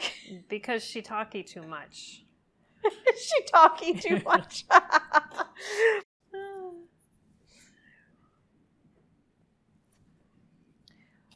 We're going to make a taco that we're going to turn into a cap. So this might come in handy with some other mushrooms that you're making. A cross piece is good. That gives it stability. So I just have off-white chunky core here. 2 widths of it laid out about 5 inches. And with that cross piece in the center to give it stability. I feel like I need a bit more fiber over here.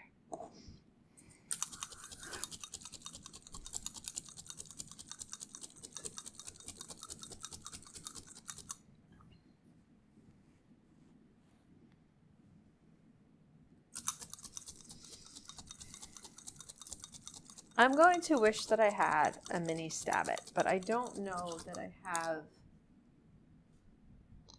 any around here. You could look on the other table, other of the 3 huge tables that I've been occupying.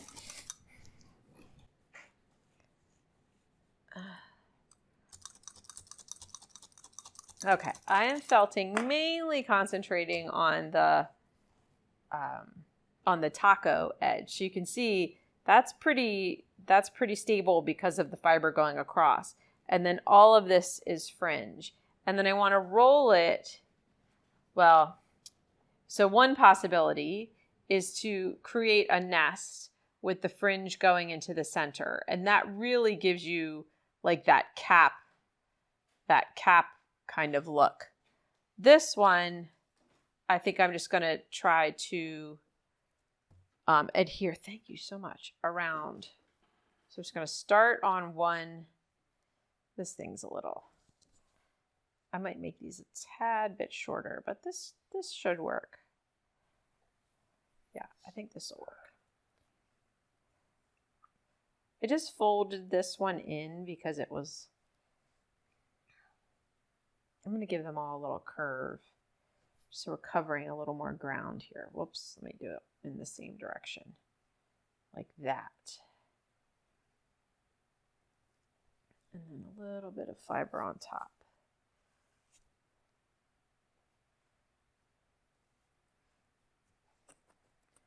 Okay, so I'm starting on one of these 3 supports, getting it stuck, and then I'm going to bring it around.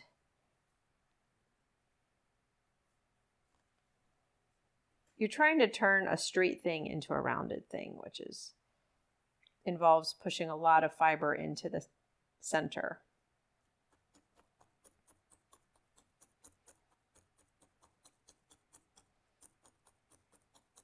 I think this is the most challenging part of the mushrooms, is getting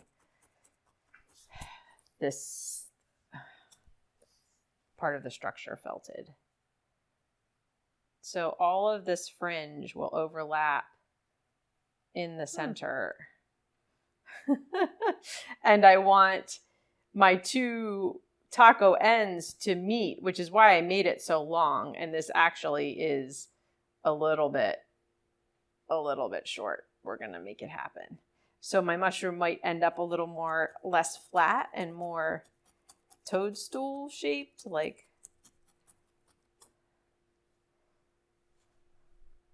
So I probably should have made that like 7 inches long if I wanted it to have a flatter look. This one will be Smurfy. It will be Smurfy. So you see how much of this fringe now has to get stabbed into the center. And this is where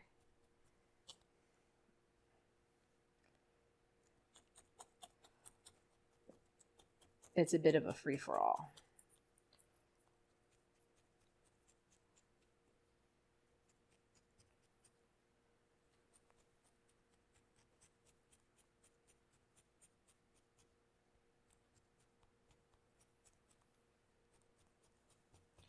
But this is going to get the red cap, and so I really am just trying to get a nice little support for it, into which I can felt white locks to make it look more realistic. So I want to get this. And the tricky thing about this is too much stabbing through the red pollutes the red. So I really want to do most of my stabbing from the other direction. So what I'm going to do, this is a little bit tight. Okay. What I'm going to do is start by adding the locks, because that's going to take a bit of stabbing. So I'll add the locks so I don't have to do quite so much once the red is on. And the locks are going to help hold this whole structure together. So these are my gills.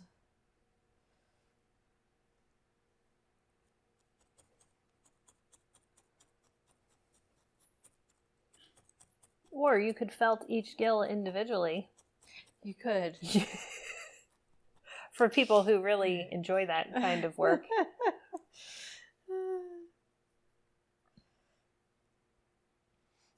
In my other projects, I used the border luster, the light sheep curls, can work for this. These are a little extra fun just because they're teeny tiny, but there are other locks that work for this. Sometimes they have a slight color to them, but depending on the color of the spores that the mushroom releases, they could have different tints of color. It's one of the identifiers. There's a lot of things that identify, like you think just the shape and the color, but like what the skirt is doing, the shape of the stalk, what color the spores are, like all of that stuff helps you tell the difference. What's a mushroom expert called? Good question.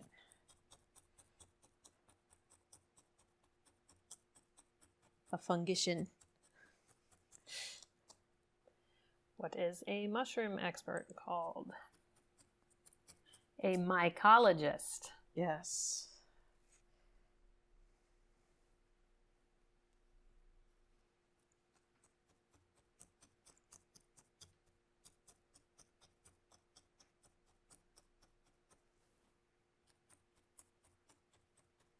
This is going to be a fun one. This might end up being a standalone one.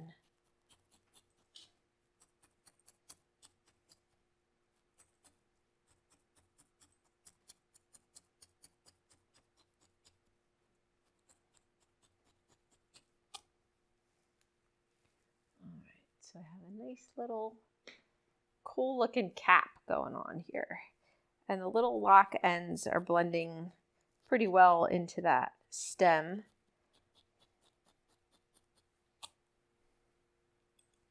And let's see if we can get this. Some of them I used a clear thread and actually sewed. Just helps. But this, I think, I can wrap around a mini stab it. As much as possible, I want to stab top down because I don't want to pollute the red. But let me make sure I'm getting this centered and get each side coming over.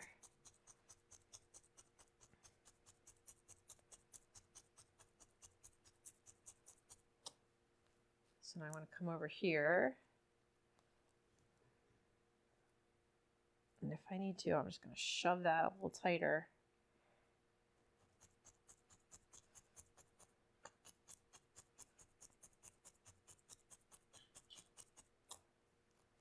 And sort of work your way, like what is it when you do a tire? You want to go, you want to go to each bolt a little bit all the way around before you tighten. Totally secure one. Yeah, make sure it's getting centered. I could use a tiny bit of red fluff.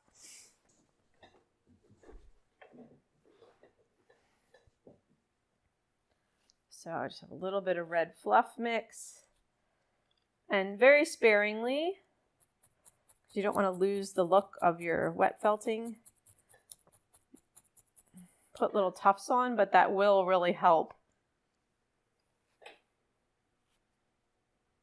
felt your edge down. Oh boy, please remind me to finish my sentences. Turning into my dad.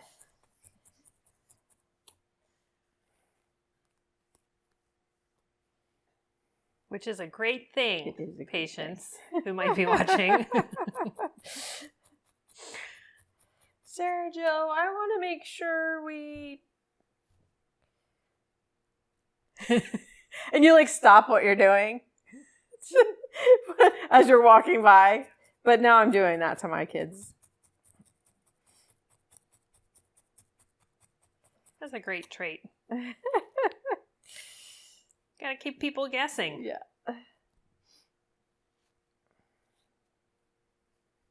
Russian proverb, a lucky man can stumble upon a treasure while an unlucky one can't even find a mushroom.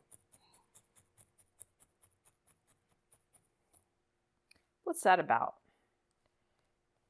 Lucky versus unlucky.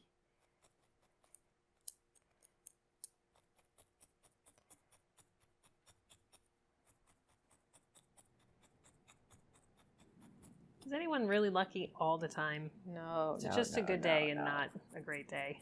Yeah.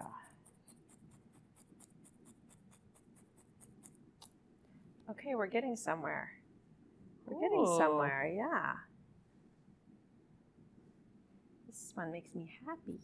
See the reds coming through? I might have to, it's going to be a little bit of a back and forth. Then I'll put some wax on there and then the white will come through.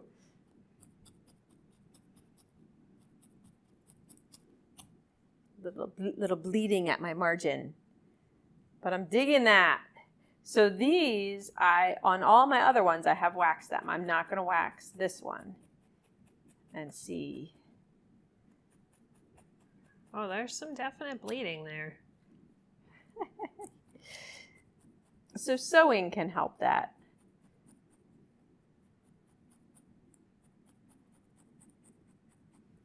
But like I said, I'm afraid if I go back and add white, like that's going to come through. So it's a little bit of a back and forth. You could, when you do your wet felting, you could make some really textured little white circles. See, I just learned something. And then, like this one, sandwich them together. That's 2 pieces. Yeah, your little white circle becomes the underneath. Try that. Make a circle, put locks, put silk, get you can even put neps, get as much texture in there as you can. And then when it's wet felted, you would cut it like a tree skirt.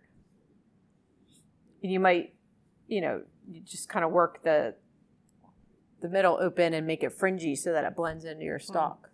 That might work better than all the stabbing.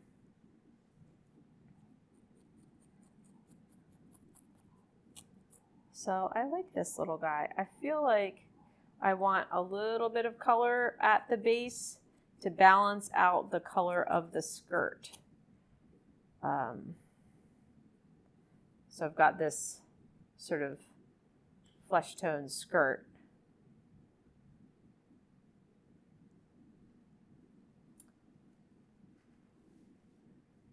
So this is a bit of a repeat of a process, but okay, I'm making a tiny little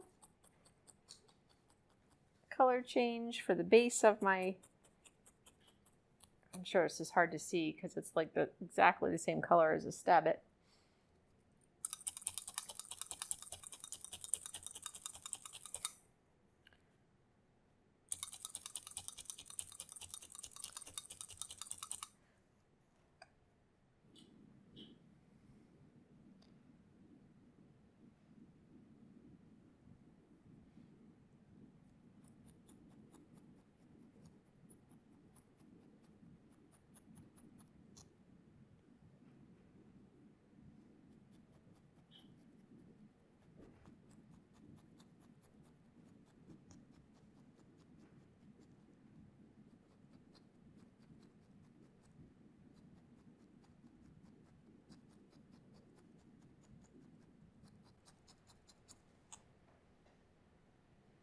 These things are always in the way until you're finished.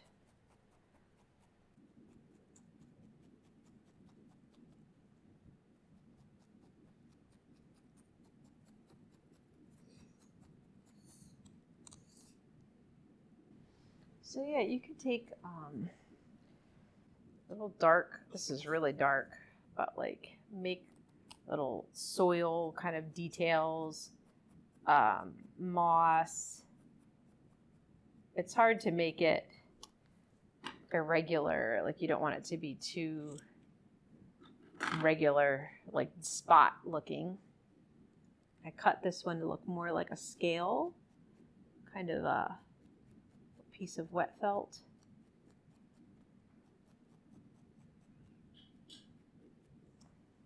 Add a lot of details.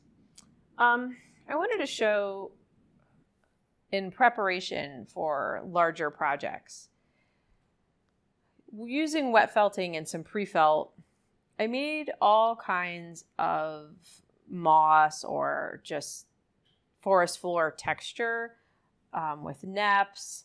You could use, if you've been saving bits from our giveaways, cut up silk, yarn, anything that gives it depth and texture. This was actually a frog skin that I made and cut up. I actually used all of it, but I had some turtle skin from the tortoise tutorial. So they're all made the same way. So definitely check out the doodlebug, the frog, and the tortoise.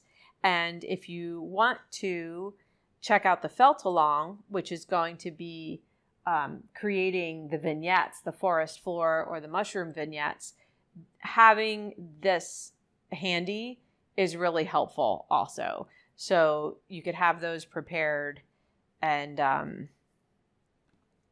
then little bits make really interesting textures for your mushroom bases and your forest floor and your vignettes.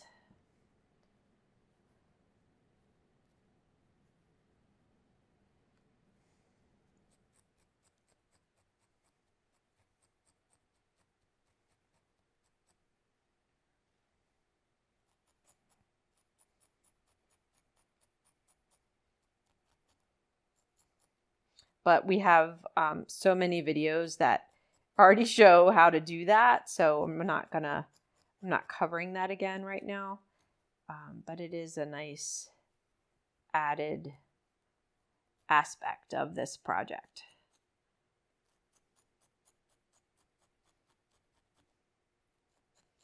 It's another texture element where sort of fun things happen and adds to the organicness of it. I have a really hard time replicating, those unusual, erratic aspects of nature with needle felting. I feel like it always ends up looking overworked, which is why I love using the lock texture to do that work or the wet felting. So, I like that. Okay, let's do one more. I can show this one. I feel like the oyster mushroom is pretty straightforward. It's pretty straightforward. You want to wrap your armature all in your off-white chunky core. Then you're just going to take these on the wrapped armature and felt them around. And then you can blend with full moon or off-white chunky core. It's not, that's exactly how I did this piece. So let's do one of these guys. I have two samples here. This is the one I made today, and this is the one I made prior. So I'm not loving this. Really? Yeah, I think I want to go with this orangey one. Let me see how they fit. Yeah, I like that. Actually, I like those better together. Okay, so this I'm just going to cut off. Cut a hole. Little X works really well.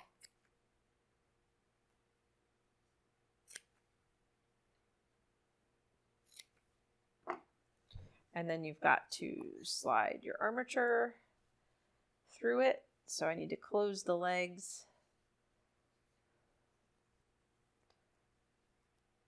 Oh boy.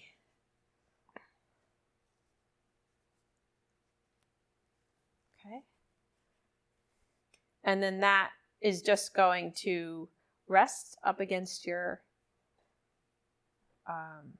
supports there. And then I'm going to use a blend to transition into the lower part of the stem. And you'll know what blend to make that works for you with the colors that you have. I have a pretty vibrant gold. This is a little too orange. So I'm going to take some of this. What's that, saffron? And this is actually... Actually, I'm getting rid of this orange. It's too orange. This is Harvest Moon? Harvest Moon. Thank you. All our moons. But if I were smart, I would have saved a little bit of that color. And then I could blend it with just a little bit of the full moon. So at the top, I'm going to put just this color. But then I'm going to mix some full moon into it so it gets lighter as it goes down.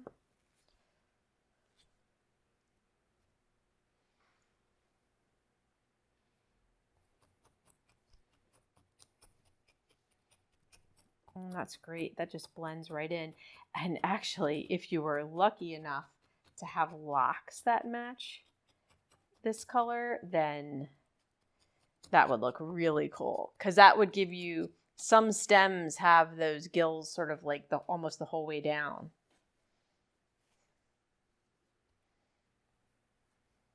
Would they be maybe in autumn? Yeah. Lock bundle? They could be. And if you had locks that were a mushroom color that you wanted to do that with, you could actually mix your wet felting mixture to match, you know what I mean, the locks that are already dyed, because that's probably the easier way to go. I think in that the autumn fiber locks definitely has some of those colors. Yep.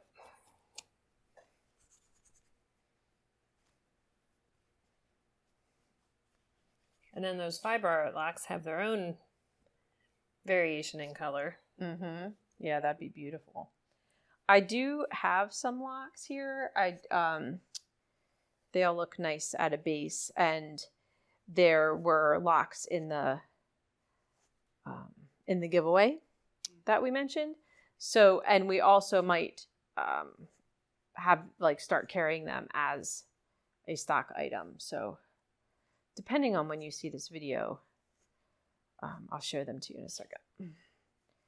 Depending on when you view the video, they might be either part of the giveaway or something that we have in stock.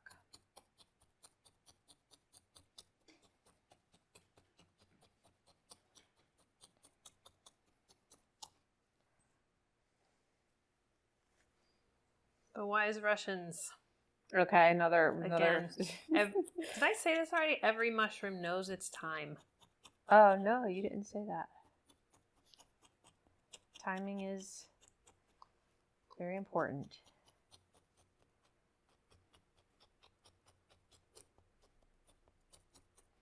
So with more time on my own, I would spend more time on this stalk. Just, making it nice and smooth and well felted.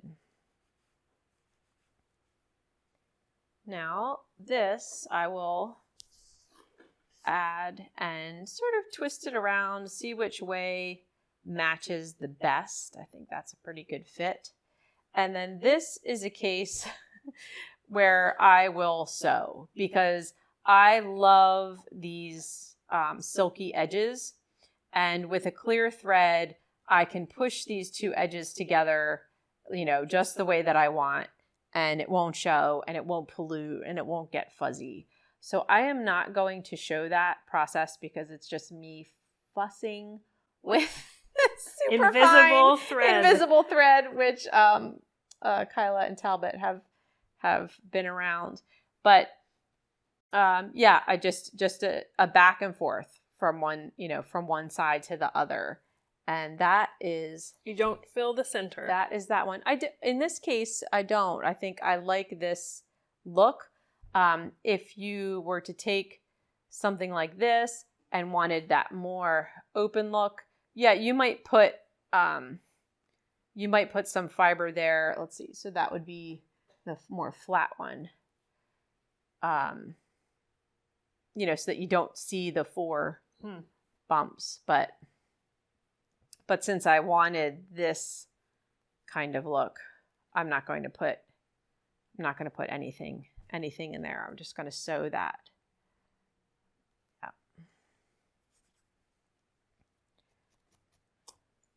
Yep. So the locks that we prepared are two colorways, and there's a really beautiful pops of color in here.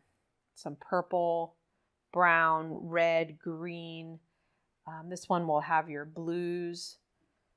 So they're very, very nice mix of color. I'm really, in some of the things that I've made, I'm seeing that I like the purple a lot. Like on this red one, I even just included some purple. So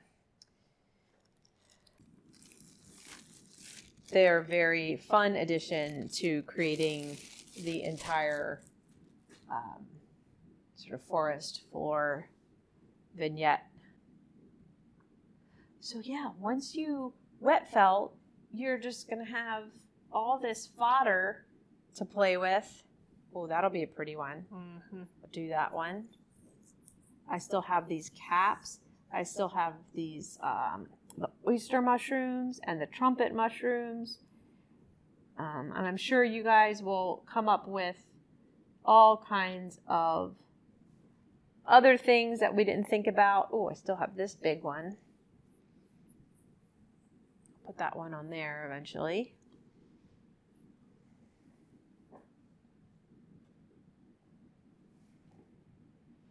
Yeah. I kind of want to ignore the rest of work and just make mushrooms. I mean, I have a pile now, so there will be a lot. Yep. That was fun. That was very cool. I feel like I needed more fun guy puns. You're a fun guy. Well, thank you. So I hope that you enjoyed this tutorial, and I can't wait to see what you make. Be sure to share it on our Facebook group, Sarafina Felting Fanfare. And if you're just discovering the channel, definitely subscribe and hit the bell so that you know when new things come out. Our website is sarafinafiberart.com, and you can subscribe to the newsletter there as well to stay updated. Like I said, we will be having a felt along to go to this along with this project at the end of October, and that's in 2022. So if you're viewing after that, be sure to look for that in our felt along video playlist. That'll be there, and that's going to take it a step further with the forest floor and attaching the mushrooms to different objects, and hopefully I'll pick like maybe 3 different vignettes to do in that live tutorial. And I have fuzz on my face. I have fungi fuzz on my face. Well, that's part of the territory. Did I miss anything? Do you have any like extra special proverbs or jokes that need to be? Well, one, what do you get when a giant steps on a house? I don't know what. Mushrooms. That's true. Hopefully not mush people. Yes. Yeah, I think we did what we set out to do, which was a lot. There was a lot going on between the wet felting, the needle felting on all the different types. So just enjoy it and experiment and have a good time. Thanks so much. Bye.